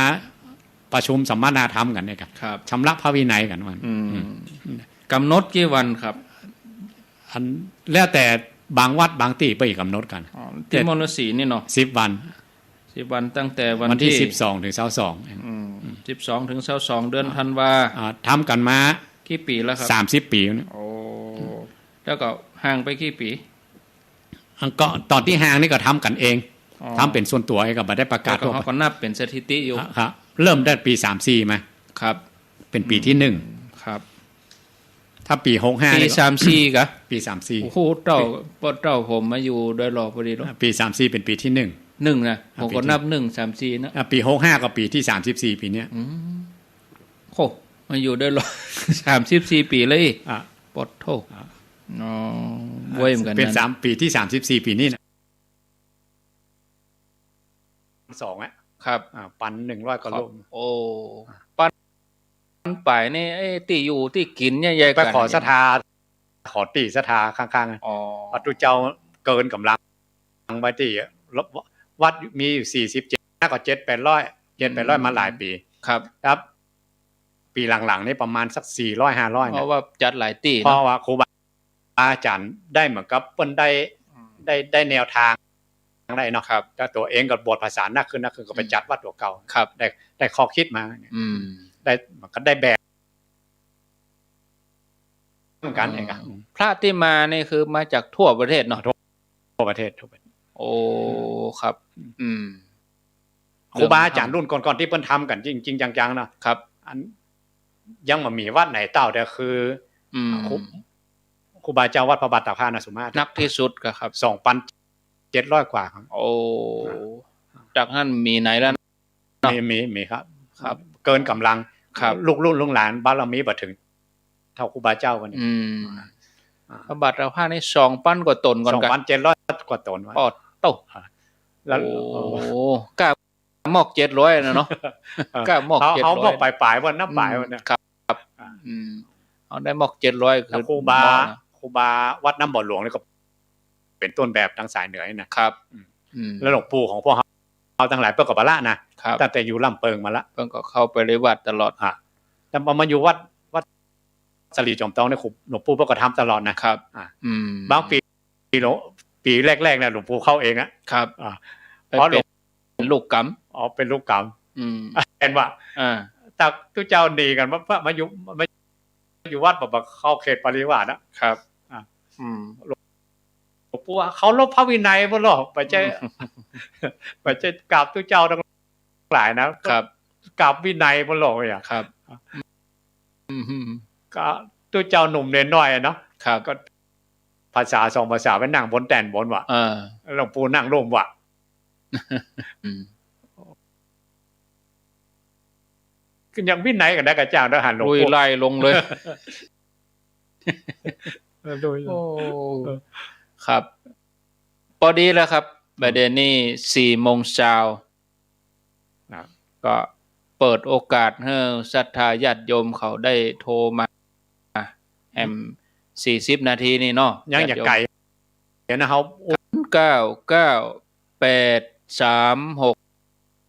998366322อ้าวจะโทรมามาจะบ่ใจเฉพาะเรื่องกฐินก็ได้เรื่องอื่นที่สงสัยอยากถามคำใจก็ฟังอยู่ที่ไหนตั้งใดโทรมาให้กำลังใจก็ขอเจริญพรเวลาญาติโยมโทรมานี่กรุณาได้ปิดวิทยุเสียก่อนนะปิดวิทยุแล้วก็กดมาแล้วก็อู้กันตามเจริญพร ว่าจะท่านพระครูสวดพระครูสุขเมฆเจ้าอันนี้แม่บวชต้นแจ้นฟังเมฆเจ้าแล้วนะเจ้าป้าถามปัญหาชักอย่างประดาเจ้าข้อ จนเลย ว่าเวลาเอาไหว้พระสวดป่านมันได้หรอเจ้า แท้เมตตาเอากะตั้งปลาย ก็ป่านเขาบอกกรรมลีเนี่ยนะเอาก็กรรมลีเนี่ย เอากะกำแปะอีกอะ เอาก็แปลมาได้แล้วเจ้า เดี๋ยวรอฟังในวิทยุหน่อยเจริญพรเจริญพรติดแล้วจ้านมัสการเจ้าท่านพระครู โทษจากที่ไหน อยากจะถามว่าองค์กฐินนี่จริงๆมาที่เขาเคยหักไปเนาะพร้อมหมดทุกอย่างเนี่ยก็และอันนี้เป็นแบบนี้อย่างสักอย่างแล้วเป็นจะต่อถ้าพ่อก็จะเอาแบบนี้ที่ไหนมันจะเป็นกฐินก็นี่จ้ะเดี๋ยวรอฟังในวิทยุเนอะหมดทันนะคำถามเดียวเนาะ คำถามเดียวเนี่ยเจ้าตุใส่นักฟังเสียงเอาเนี่ยกับทานมามันอย่างอี้เนี่ยเดี๋ยวรอฟังในวิทยุเนาะ เจ้าสายต่อไปเจริญพรครับท่านพระครูจากที่ไหนโทษจากที่ไหน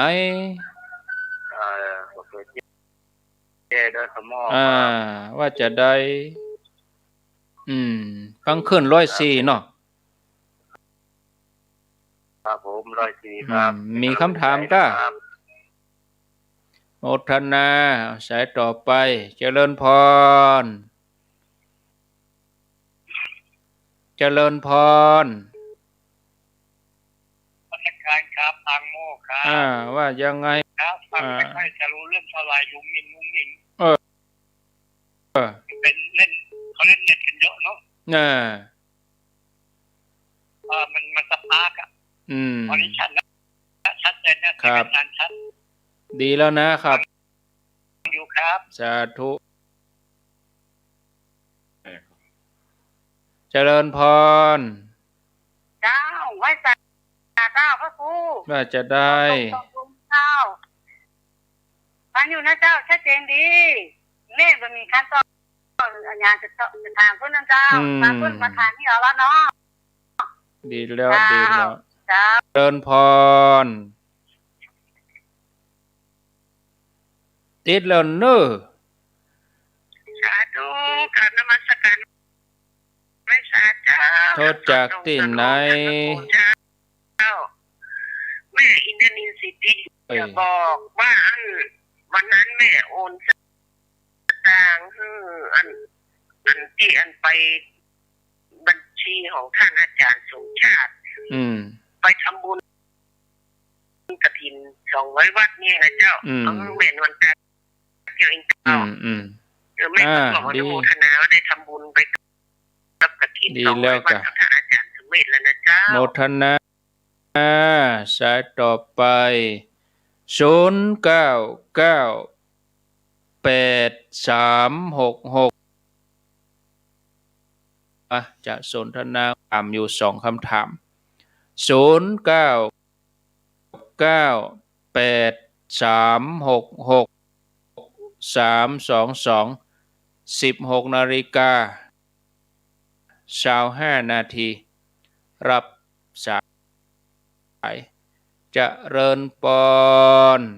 เจ้าภาษาเจ้าท่านอาจารย์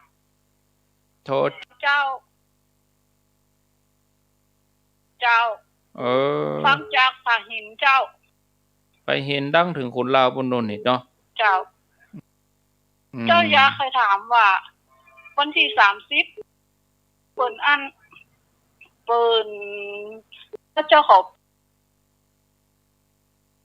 เริ่มพิธี9 โมงมาก่อน9 โมง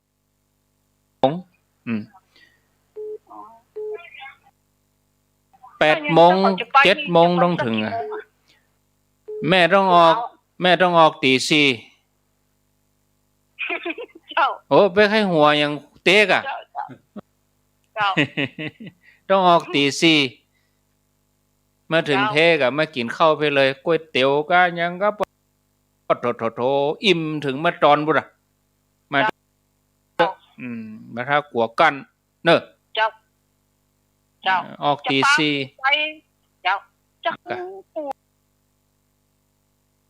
ออกบ้านมาเลยจอดรถมันได้จอดรถนิ่งแล้วมันสบายใจมันบัดชุกระหุกดีเข้าไปถึงปุ้น9 โมงอีน้องก่อน9 โมงไม่ใช่เป๊ะกะมัน7 โมงมาถึงเพศช่ำเหมาะกะเอาดูต่างจานดูต่างทำบุญดีอ่ะใจว่ารถจอดปุ๊บฝนพอโอกาสเวนตาโอ้บ่ได้เนาะจะใส่นั่นมันวัดหมายถึงวัดปุ่นมันหมายถึงวัดปุ่นวัดที่ฮับปุ่นเดี๋ยวอย่าอู้แช่งแหมกำหมายถึง200 วัตต์ปุ่นมาเหมือนแห้งก็อย่าไม่นอนเพียกะหมายถึง200 วัตต์ต้องมาตั้งโต๊ะตั้งอย่างแมลงเนาะอันนี้เดี๋ยวจะอู้แหมกำนะเจริญพรไหว้เจ้าว่าจ้าจากที่ไหนไม่คือกะยังไปตามที่นี้เนาะสมมติว่าเป็นเจ้าภาพนี่เนาะแล้วเขาไปตามที่อื่นนี่ไงมันจะได้กับเจ้าขอถามหน่อยโอ้ถ้ามันมีนักก็ได้นะครับก็นี่มัน30ยังเขาได้ตานถึง200 วัตต์ก่อนเจ้าตานแล้วตานแห่โยมนี่เดี๋ยวรอฟังในวิทยุเนอะวินัยฮะ อย่างดักปิ้งพวกก็นึกว่าโยมก็ได้ตานวัดเดียวใช่กะบางคณะนะเปิ้นมัดปดโทษทัวกับกฐินเลย จากวัดนี้เมื่อเจ้าวัดนั้นเมื่อตอนวัดนี้ตอนเย็นเนี่ยเปิ้นตาเอาเด้อไปตอดกฐินทุ่มไม่รู้ไปได้เรื่องไม่ได้เรื่องอย่างเด้อวันตกไปแล้ว0998366322อ้าวแถมสัก2ท่านผ่านไป8สาย983666322มีแล้วเนาะมีแล้วก็อย่าปิดโทรศัพท์ก่อนเอาไว้รอบ2ใครจะโทรมาพูดจาสนทนาก็เอาไว้รอบ2ญาติโยมเปิ้นโทรมา1แม่บัวพัดต้นซ่านเมืองฝาง2แม่บัวอำเภอเทิงเชียงไฮ้3มะเขือแจ้ละปูน4ปางโมกเชียงดาว5อันนี้ห้วยโทกธนินศูนย์น้อยเอาเวียงป่าเป้า8แม่คือโดยสเก็ตก็มีคำถามจากแม่บัวพัดถามว่าเฮาไหว้พระสวดมนต์แล้วเฮาจะแผ่เมตตาเนี่ยบาลีเฮาก็ว่าบ่คล่องจะว่ากล้ากำแปได้ก่อครับจะแต่ละคำพระองค์ต้องสร้างบารมีมาถึง20อสงไขยแสนมหากรรมก็อาจจะได้กรรมแต่ละกรรมที่เป็นคำของพระองค์เนี่ยนั่นความศักดิ์สิทธิ์จะมีอยู่ในตัวคำของพระองค์หรือพระสูตรของพระองค์ท่านบอกว่าอานิสงส์แผ่ไปถึง10,000โลกธาตุแสนโกฏจักรวาลอนันตจักรวาลกันนะคำของพระองค์เนี่ยนั่นครูบาอาจารย์บางทีมาแต่งที่หลังเนี่ยไม่ใช่คำของพระพุทธเจ้านะครับแต่เอาภาษิตของพระพุทธเจ้ามาขยายหรือเคารพในคำครูบาอาจารย์ที่เป็นยกกรรมของพระพุทธเจ้ามานี่เทียบอย่างนึงว่าอย่างตู้เจ้าเปิ้นถอนอุโบสถเลยเนาะถึงแม้บอกฮู้ความหมายนะเวลาเปิ้นว่าถอนก็ถอนนะบทสนถ้าจะเป็นบทสนมากี่กับกี่การก็จ้างเด้อถ้าส่งเปิ้นว่าจะคือที่นั้นเป็นอธิษฐานว่าเป็นอุโบสถใหม่ได้เองอ่ะครับถ้าบ่ถอนจู่ๆไปแปลงนะสมมุติว่ากับก่อนพุ่นน่ะครับกับ1โลกมันระเบิดน่ะในกับเนี่ยมีพุทธเจ้าดัง5พระองค์มั้ยก่อนสมมุติว่าตนที่1เนี่ยแผ่นที่ถอนได้ทั้งกับเลยเองอ่ะถอนได้ทั้งกับเพราะนั้นจะเมินเวลานะครับทั้งที่เขาบอกโหนะกรรมความหมายของกรรมถอนนะแต่กรรมนี่เป็นกรรมของพระองค์ว่าคือถอนเสมาก็ถอนนะอันนี้เรียกว่ากรรมบาลีเป็นกรรมศักดิ์สิทธิ์ถอนก็ถอนเนี่ยอันนี้เหมือนกันอย่างที่เจ้าเข้าปฏิวัติเนาะบางทีเปิ้นบวชเข้ามาวินัยบ่ก็รู้เพราะสงฆ์ภาษาทุกเนาะอันนี้ท่านเล่าว่านะครับอันมีตู้เจ้าตนหนึ่งมาเข้ากรรมเมกะแล้วก็เมื่อคืนนะเพิ่นฝันครับฝันว่าได้ลงไปขี้เปอเองลงมาครับจักเพิ่นจักบ่คืนน่ะโอ้จักอย่างใดก็จักบ่คืนพอดีตู้เจ้ามาสาวตนบ่ได้ว่ามีสติว่าพอเอาเจือกจกของพวกเปิ้นกรรมต้นลุดออกจากขี้เปอมาเลยมาสามารถจะผ่าจารในจิตในใจได้เจ้าบ้านจะเป็นร้อยเป็นพันก็ว่าสามารถจะถอนวินัยข้อนี้ของพระพุทธเจ้าได้ครับต้องสังฆะเท่านั้นต้องสังฆะอันนี้เหมือนกันกรรมของครูบาอาจารย์ที่เปิ้นตั้งแบบไว้ดีแล้วถึงแม้เขาบอกฮู้ความหมายแต่พลังพลานุภาพธรรมานุภาพนะบัจจัยพลังของเขานะพลังของพระองค์ว่ากวาลอนันตจักรวาลนะครับอย่างบทกรณียเมตตาสูตรเนี่ยไปถึงอนันตจักรวาลไปได้อย่างไรอ่ะครับเพราะนั้นเขาอย่าลืมแบบ ก็อดว่าเห็นเนาะมันบ่เจ้มมนยังนักเรียนเพิ่นเรียนบาลีเรียนกับพวกหัวปมบ่ยากเท่าใดก็บ่ยากก็เอารักษาต้นแบบไว้อ่ะมันมีเสน่ห์หน่อยนะเนาะครับคือสัมปันโนให้หน่อยกันมันบ่บริบูรณ์นะครับถ้ามันขาดต้นฉบับไปก็ขาดกรรมของพุทธเจ้าไปก็บ่บริบูรณ์ว่าแต่ภาษาไทยล้วนๆมันครับมันรู้ความหมายก็จริงครั้งมันเป็นปัญญาไปอย่างแม่บัวอยู่อำเภอเทิงถามว่าไปร่วมทอดกฐินแต่ว่าบะมีธงกฐินบะมีอันยังอีกเนี่ยใดครับอันนี้เป็นธรรมเนียมมาปอกที่หลังเดิมแต่ก็คืออัฐบริขารนี่นะต้องอัฐบริขารครบบริขารนี่จบเลยห้ามขาดห้ามขาดแต่เรื่องมูนี่นี่คือเครื่องประกอบแม่เฮ้ยเนาะบางทีคนเฮามันก็ติดเนี่ยอันน่ะไปเพิ่นว่าครับคือของอย่างอยู่ไหนมันอันเดียวกันนั่นน่ะครับกล้วยชาก็ไปกล้วยชาบ้านน่ะบัดแล้วใจท่านแต่ถ้ามันมีของที่มันปอกให้หน่อยมีห่อ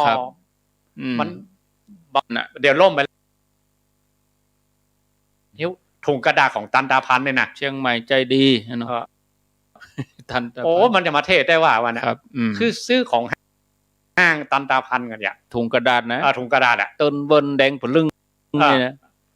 แต่อันนี้มันที่จริงของทั้งนั้นมีอย่างว่าจะมาเทศไปแล้วอันนี้เหมือนกันวัฒนธรรมประเพณีที่ครูบาอาจารย์เพิ่นบอกไว้เพิ่นทำไว้ดีแล้วเอกครับเต้พระเวสสันดรก็เอาคำไพมาเต้ก็ได้แล้วหรอหรือเฮามาอ่านเองก็ได้หรอแต่งป่าหิมพานต์หรือว่าอันเนาะป่ามาไว้เลยป่าเป็นป่ามาไว้นั่นนะครับวัดไหนจะเต้นั้นทำมหาจารย์ถ้าถูกต้องตามสูตรจริงๆนะทำหลวงนี่นะตั้งทำหลวง13กันนะบางทีเต้แล้วก็เอาแสดง2หน้าเลยจารีกันหาสู้ซกกดแสดงออกมาเลยถูกต้องรถด้วยนะคือคนเดินหลงก็จะสานตาแสงให้คนเตียวมันครบเนาะแต่นี่เอากรรมคัมภีร์มาเทศก็ได้นั่นน่ะมันก็อย่างเดียวกันนะครับเครื่องประกอบมันหนักเครื่องประกอบโยมก็คงเคยหันนะต้องมีธงกฐินต้องมีหยังแล้วก็ถ้าสมมติบ่มีจะได้ชื่อว่าเป็นการทอดกฐินก็ทอดกฐินมันเรื่องของพระวินัยเพลแล้วอันนี้มันมาผสมกับธรรมเนียมประเพณีบ้านเฮาเองครับบางทีเฮาอาจจะเป็นวัดแนวหนึ่งที่เปิ้นว่ามันมีอย่างที่มันมาเป็นตัวทำให้เฮาได้กังวลก็เอาเรื่องผ้าถึงเวลาก็ประคองผ้ามากล่าวคำถวายผ้าก็อุปแห่โอ้ใครฟ้อนไปได้แน่แม่ใครกำธงไงที่จริงถ้าว่ากันเนี่ยนะไม่ยิงต้องถือผ้าไตรนะป้าจ่ายเปิดมือถือหรอกป้าจ่ายต้องกำบาทกับกำตาลปัดพอบาทเลยนะถึงเวลากับคือตัวนั้นเป็นตัวชโลมใจถ้าว่ามีธงมีหยังก็เอาไปร่วมงานเปิ้นเขาก็บ่ถ้าไปคิดอย่างมันขึ้นบางทีไปร่วมงานเปิ้นเขาก็ไปตำหนิงานเปิ้นเหียยะมันก็ทำให้ใจเขาบ่ม่วนนะถ้าเปิ้นจะทำอย่างนั้นเขาก็อนุโมทนากับเปิ้นเหียติเอาในทางแล่นแอนฟอนต่อหน้าพระพุทธเจ้าอันนี้นะถ้าพระพุทธเจ้าลงจากสวรรค์จันเดวดึงเนี่ยวันโลอันประวัติเทโวโลหะเนี่ยเจ้าเปิดโลกเหตุใดต้องมีอันนักดนตรีสวรรค์มาแสดงอินเตอร์เทนเมนต์มาเนาะแห่ปัญจสิงคอนปัญจสิงคอนแห่พระพุทธเจ้าลงมาตอนเราสิ่งย่อมหมู่นี้ก็ต้องมีกับเป็นพระอริยเจ้าอยู่เหรอนั่นนางเนี่ยห้องลองทำเพลงแวดวัดครับตุเจ้าทั้งหลายก็สงสัยเนาะ โอ้นางวิสาขาเป็นพระอริยเจ้าพระองค์ก็ยกย่องว่าเป็นพระอริยเจ้าครับทำไมถึงมาฟ้อนปิติเกิดหรอปากันนี่คือทำให้ปิติเกิดคือได้ลงมือทำเองเนาะได้แต่งได้ย่องได้ประดับตกแต่งได้กำได้ถือได้หันแล้วมันบางทีสถานที่หรือว่าบรรยากาศนี่เป็นตัวส่งเสริมเหมือนกันนะเหตุใดปิติถึงสำคัญองค์แห่งการตรัสรู้ขาดปิติบ่ได้นะจะฮู้แจ้งเห็นจริงของสูงสุดเลยนะธรรมะสูงสุดเอาแบบนะถ้าเข้าไปในงานอะไรอย่างหันสถานที่มันเอื้อน้อยโอ้อยู่เมินน้อยหรอกเนาะถ้าไปพอสถานที่โอ้บ่มีหยังอ่ะก็เดียวแบบปิกอ่ะมันแห้งๆอ่ะฉะนั้นการเตรียมสถานที่การประดับตกแต่งอะไรอย่างมันก็จะอู้ถึงว่าโอ้มันเป็นการติดเรื่องภายนอกอันนั้นคือยกไว้ก่อนภาษาอันที่ปูจานเปิ้นครับจังเวบ่เสกซ่อมย่อมยกอ่ะประดับตกแต่งนี่เนาะในอันสมัยก่อนพุทธ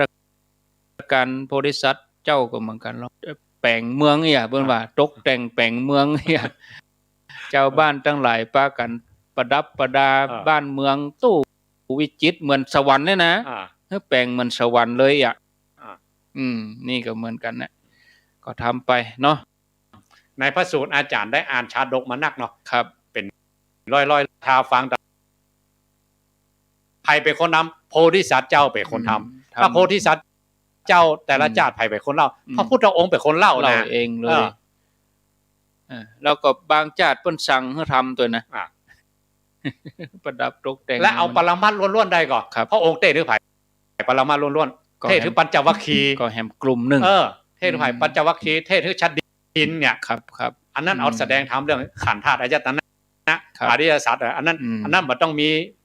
ต้องแต่งย่องหยังแล้วบ่ต้องแต่งย่องเนี่ยล่ะบ่ต้องมาใส่ขันแก้วทั้ง3หยังมื้อนี้แล้วจะมีสักกี่คนถึงระดับมัน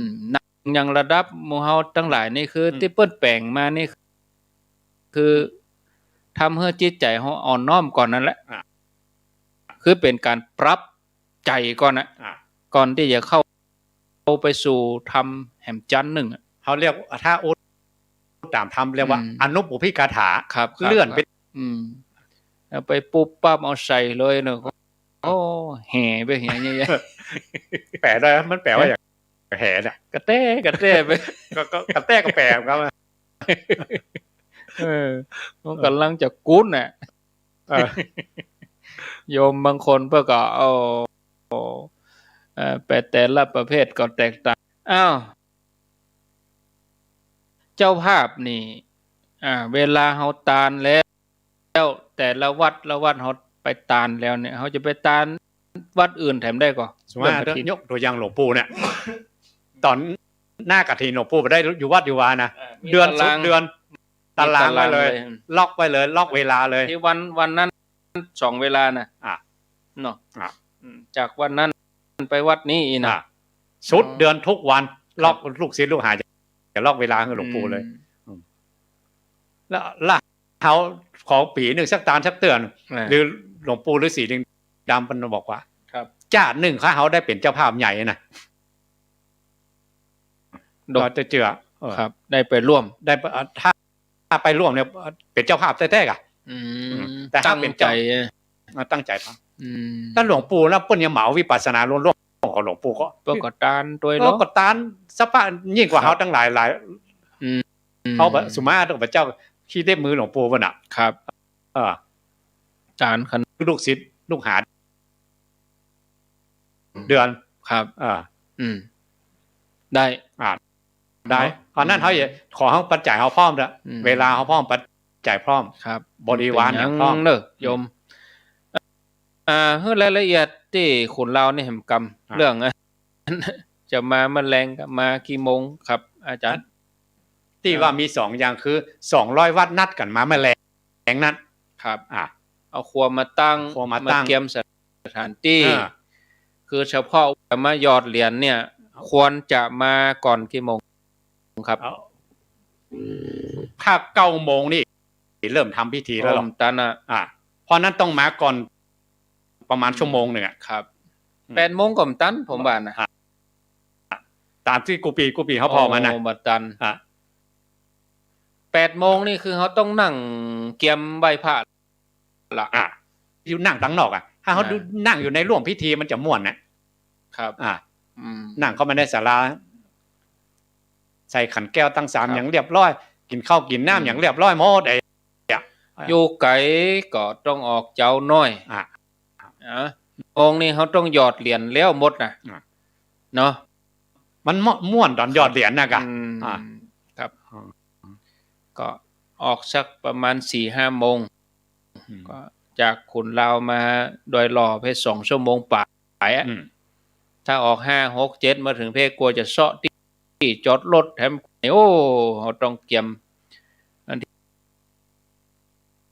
จุนป่นประจุดเตียนจุดถูบป่นประไหว้พระอะไรบัดดันละเขาจะเอาแบ้งได้ก่อนแบ้งนี่มันบัดเตรียมใจเสียงมันบัดดังขอยกตัวอย่างหนังสือวิมุตตายตนะไม่ใช่วิมุตติรัตนะมาลีที่ลุงหนานเอามาอ่านนะลุงหนานบอกว่าเสียงเรื่องอายตนะมากระทบหูเนี่ยมี2 เรื่องที่หลวงพ่อพระพรหมโมลีเป็นยกตัวอย่างนะพอโฮมเสร็จเสียงลมไปปัดผ้าดังพึบพับได้ยินเสียงนั่นแต่แกก็อย่างอื่นแกบ่ได้ทำบุญอย่างอื่นแกทำบาปพอตายแล้วลงมรณะ6นะคืนนี้ได้ยินเสียงโซ่เสียงต้วนเสียงอะไรอย่างมันดังกรุ้งกังเหมือนเสียงผ้าน่ะเสียงเหมือนผ้ามันดังพึบพับตีกันเสียงพระธาตุน่ะโซ่ต้วนอย่างที่มาดแกรัวหมดเลยว่าน่ะนั่นหมู่โยมมาโทษก็เปิดเพื่อกระตือนพอแหละได้จานผ้าห่มธาตุรู้นี่เนาะมันมีน่ะมันบันทึกความจำไว้ให้เราครับเป็นเมมโมรี่มันมาหายไปไหนเนาะครับอันนี้เรื่องที่1เรื่องที่2อันลูกบ่าวเพิ่นจะบวชครับแม่ก็ทำกรรมทำเวรเนี่ยสักป้ามันเรื่องบุญเนี่ยเรื่องมีสักอย่างครับคราวนี้ก็ลูกอย่าบวชก็ยกผ้าไตรถวายลูกให้กันเสียผ้าไตรมันหลุดมือลบปุ๊บหยาดหมดนะปายภูมิเนี่ยโซ่ตัวเนี่ยก็โดนล่ามไปหมดนะครับเสียงเปิดประตูเสียงโซ่เสียงโดนคักแค่เหมือนก็พึบพับมันไม่เสียงมันกับผ้าไตรที่เขาอย่างยกถวายลูกมันหยาดลงดังพึบมากำเนี่ยครับโซ่ตัวก็อย่างละมดประตูอบายภูมิปิดเลยมาน่ะเนี่ยเสียงนี่ก็สำคัญเหมือนกันครับนี่เสียงเหมือนกันเอาเสียงถ้าภาษาปรมัตถ์ว่าอายตนะเสียงมากระทบหูภาพของครูบาอาจารย์ภาพพระเหลืองมากระทบตานึกออกเลยก้องเสียงกองพอละธรรมนาเสียงตู้เจ้าเทศนาธรรมอันนี้ธรรมะตั้งแต่เบื้องต้นเรื่องตาลไปถึงเรื่องอาจารย์นะเรื่องธรรมะปรมัตถ์เลยนะครับอยู่ในคณะที่เขาหยอดตาลภาพพระสงฆ์ทั้งหลายมากระทบตากระดับไปหมดไปครับจบไป1 วัดต่อไปกับภาพครูบาอาจารย์มากระทบทั้งตาเสียงที่หยอดลงไปในบาดแกล้งกระทบหูดับไปแต่วัดเรียกว่าธรรมะปรมัตถ์มันเกิดขึ้นตอนที่เฮาตาลได้หรออันนี้ส่งน่ะที่ไหนทำวิมุตติรัตนมาลีที่พระจันทร์อาคมเนาะมาเล่าปิดมรณะ6ศรัทธาตั้งหลายข้างแถม12 นาทีก็ได้ถ้าเป็นคำถามนี่ประมาณ2 ท่านถ้าบะมี16 นาทีก็แล้วกันห้างเวลาให้สถานีเปิ้น2 นาทีเพื่อที่เปิ้นจะได้นำเข้าสู่รายการต่อไป0998366 ญาติโยมจะโทรเข้ามาร่วมรายการในช่วงที่2นี้ก็ขอเจริญพรโทรเข้ามาร่วมรายการได้จะโทรมาถามปัญหาใดสงสัยตัดไหนก็โทรมาถามปัญหาหรือว่าโทรมาสอบถามเรื่องราวอันใดก็โท โทรมาแจ้งผลการรับฟังก็ได้อยู่ที่ไหนจังใดฟังจากคลื่นไหนจอกใดแจ้งใดสถานีไหนตำบลใดอำเภอใดจังหวัดใดอีเนาะเจ้าแต่นั้นมาตรการทั้งสองข้างนะเจ้าจากที่ไหนสันทรายเจ้าท่านพ่อครูเจ้าแม่ได้ยินที่ว่าก็ตอบกระถิ่น100 วัตต์เลยเนี่ยก็200 วัตต์อีกค่ะเจริญพรเจ้าแล้วแม่ใครร่วมทำบุญตัวแล้วแม่บัตรเดียวก็ได้5 บาทก็ได้หมดโดยเจตนาแม่ยมแม่จะโอนไปทางบัญชีของใครอย่างใดจะไม่ตั้งใจจะได้ยินวันแรกละตัวนี้ยังบ่ได้อู้กันเตื้อก็เดี๋ยวหลังเปิ้นประชุมก่อนก็จะมาอู้รายละเอียดเนอะนะรอเปิ้นประชุมก่อนเปิ้นจะบอกจะมอบเพื่อใครเป็นผู้ละจะโอนไปทางบัญชีจังหวัดของเขาจะได้เนาะได้กะไม่มีปัญหาแต่ตู้นะเจ้าวันนั้นก็ฟังเปิ้นถ่ายทอดเจ้าลงใจละไม่จะได้ห่วงบุญตัวนะเจ้าตูวันนั้น104เปิ้นก็มาถ่ายทอดให้ฟังจะเตือคนเท่าเจริญพรสาธุเจ้าค่ะขอน้อมกลับนมัสการพระอาจารย์ทั้ง2 ลูกค่ะโยมนิดหน่อยเจ้าค่ะพอดีเมื่อตะกี้หนูสวดมนต์เสร็จแล้วพอเปิดปุ๊บได้ยินมาทันฟังที่หลวงพ่ออธิสวดมนต์อย่างเงี้ยค่ะทราบคำแปลแล้วนะคะแต่ด้วยความที่ว่าหนูเชื่อและศรัทธาในบทสวดมนต์ของพระพุทธเจ้าอย่างเงี้ยค่ะหนูเชื่อว่าทุกคำของพระพุทธเจ้าเป็นคำสอนแล้วเป็นคำที่ดีๆอะไรอย่างเงี้ยค่ะแล้วก็เมื่อวัยเนี้ยค่ะที่ว่าเขาบอกว่าที่สวดเก่งกันน่ะที่บอกว่าสวดเก่งนึกนะว่าถึงเราแปลไม่ออกแต่เราก็มีจิตตั้งมั่นศรัทธาในคำของพระพุทธเจ้าบทสวดมนต์อย่างเงี้ยค่ะแล้วตอนนี้หนูขอเล่าอีกหน่อยนึงได้ไหมคะเมื่อวานแต่ดีตรงที่ว่ามันไม่มีลมใช่ไหมคะแต่ฝนมันตกแรงมากหนูก็นั่งที่รถอะค่ะในช่วงจังหวะที่ลูกค้ายังไม่มีฝนมันแรงมากเลยหนูก็นั่งเฉยๆสวดมนต์ดีกว่าในขณะที่หนูก็นึกด้วยเดชด้วยพลังอานุภาพของบทสวดมนต์นะแล้วก็เทวดาทั้งหลายนะขอให้มาร่วมอนุโมทนาบุญแล้วขอให้ฝนหยุดเธอแล้วขอให้ลูกขายของหมดนะอะไรเงี้ยมันเป็นความเชื่อของหนูนะคะตอนนี้พอสวดไปสวดมาน่ะจากฝนตกแรงๆที่ไม่มีลูกค้าเลยลูกมาซื้อของหนูหมดเลยอะไรอย่างเงี้ยค่ะแล้วอีกเรื่องนึงนะคะอีกเรื่องนึงแล้ววันเนี้ยทุกครั้งใช่ไหมคะที่หนูเข็นของออกไปเนี่ยหนูในขณะที่เข็นของออกไปตั้งที่ตรงที่หนูขายของนะคะหนูจะชอบเปิดบทสวดมนต์หรือไม่ก็บทธรรมะของพระอาจารย์นะคะแล้วตอนนี้ส่วนใหญ่หนูจะเปิดบทสวดมนต์ใช่ไหมคะในช่วงที่พระอาจารย์ยังไม่ได้พูดตอนเช้าอะค่ะหนูมีความรู้สึกว่าถึงเราจะเปิดบทให้เทวดาโมทนาบุญด้วยอะไรเงี้ยแล้วหนูก็นึกอธิษฐานไปว่าด้วยบทสวดมนต์เนาะอะไรเงี้ยขอให้วันนี้มีคนมาใส่มาซื้อของใส่บาตรที่ร้านเราเธออะไรเงี้ยเราจะได้ฝากของไปทำบุญด้วยอะไรอย่างเงี้ยค่ะทำไปทำมาพอหนูเข็นไปถึงร้านปุ๊บมีคนน่ะเขามาซื้อของไปใส่บาตรเขาบอกว่าจะซื้อไปใส่บาตรแล้วหนูก็เลยได้ร่วมอนุโมทนาบุญแล้วก็ร่วมนำอาหารไปใส่บาตรกับเขาด้วยอะค่ะจบแล้วค่ะที่เรานี่ก็คือด้วยเดชด้วยพลังโมทนาเนอะสู่กันฟังได้นะ สายที่สามก็เจริญปอนเข้ามาเลย0998366322อ่ะผู้จะสนทนากันจะแจ้งผลกันรับฟังกาเล่าเรื่องราวดีๆเพื่อที่ว่าจะได้เป็นแนวทางสำหรับคนที่จะปฏิบัติต่อไปเจริญพร จากแม่เจมแม่เจมกะ จ้า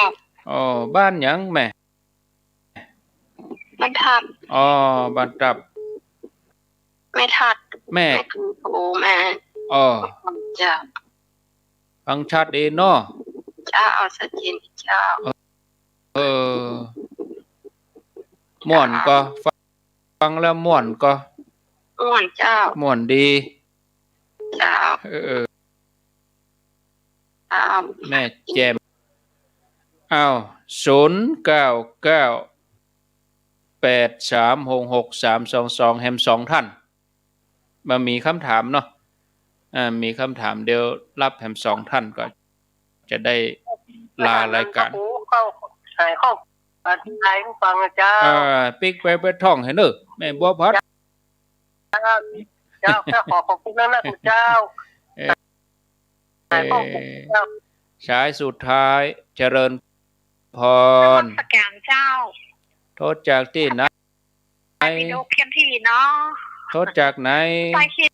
ไปวิดีโอเคียนที่ถึง2 ลูก 2 ตัวเนาะเป็นกำลังใจนะเจ้าทำปัญหาก็ถามก็ฟังสรุปดีตอนนี้เจ้าไม่ฟังพูดฟังแล้วก็เก็บไปขี้เดียวเจ้าสาธุเอาล่ะมดครับเว้ยอินดูเพิ่นบุญมายุนสุดท้ายแต่ละเจริญพรเอาบ้านหยังแม่แจ่มยินดีเนอสาธุเอาละหมดเวลาหมดเสร็จแล้วศรัทธาญาติโยมทั้งหลายน้องฮันสันทรายแล้วก็โยมนิดกรุงเทพแม่แจ่มแม่บัวพัดแล้วก็แม่จิตตาดงประวายสุดท้ายก็เป็นบ้านบนนาแม่แจ่มครับนิมนต์ท่านพระครูได้ลำลาศรัทธาครับนิมนต์ครับยังกี่นาทีครับแฮม3 นาทีนิมนต์ครับก็ศรัทธาแม่แจ่มโทรมาอันนั้นที่บ้านเนี่ยก็ที่ลงไปที่เป็นลงทนะหลันปั๊บครับของแม่แจ่มเป็นลงบ้านตับมันน่ะก็บ้านตับเนี่ยเป็นลงที่มีวิหารตรงอยู่หน้าวิหารนั่นน่ะเน้นน้อยครับขวาครับเปิ้นตอดกฐินเปิ้นจุนแล้วกฐินกุปิบ้านตับนะครับเปิ้นมีทีมงานทอดกฐินกันครับปีนี้ก็ตรงกันเนี่ย30 ตุลาที่บ้านตับขออนุโมทนาบุญกับฟังทำความเข้าใจเรื่องกฐินคือคณะศรัทธาทั้งหลายแล้วก็ได้บอกบุญกฐินว่าจะได้ทอดกฐินบุญใหญ่กับกฐินตกข้างวัดวาอารามไหนที่บ่ได้ในจังหวัดเชียงใหม่200 วัดมีคณะบดีเพิ่นมาภาวนาว่าบุญกับคณะศรัทธาทั้งหลายทุกๆคนเนาะสัพพะพุทธานุภาเวนะโดยอนุภาพของพระพุทธเจ้าสัพพะธรรมานุภาเวนะโดยอนุภาพของพระธรรมเจ้าสัพพะสังฆานุภาเวนะโดยอนุภาพของพระสงฆ์เจ้าบดีทั้งหลายจงมีแก่คณะศรัทธาทั้งหลายทุกคนเถิดตุ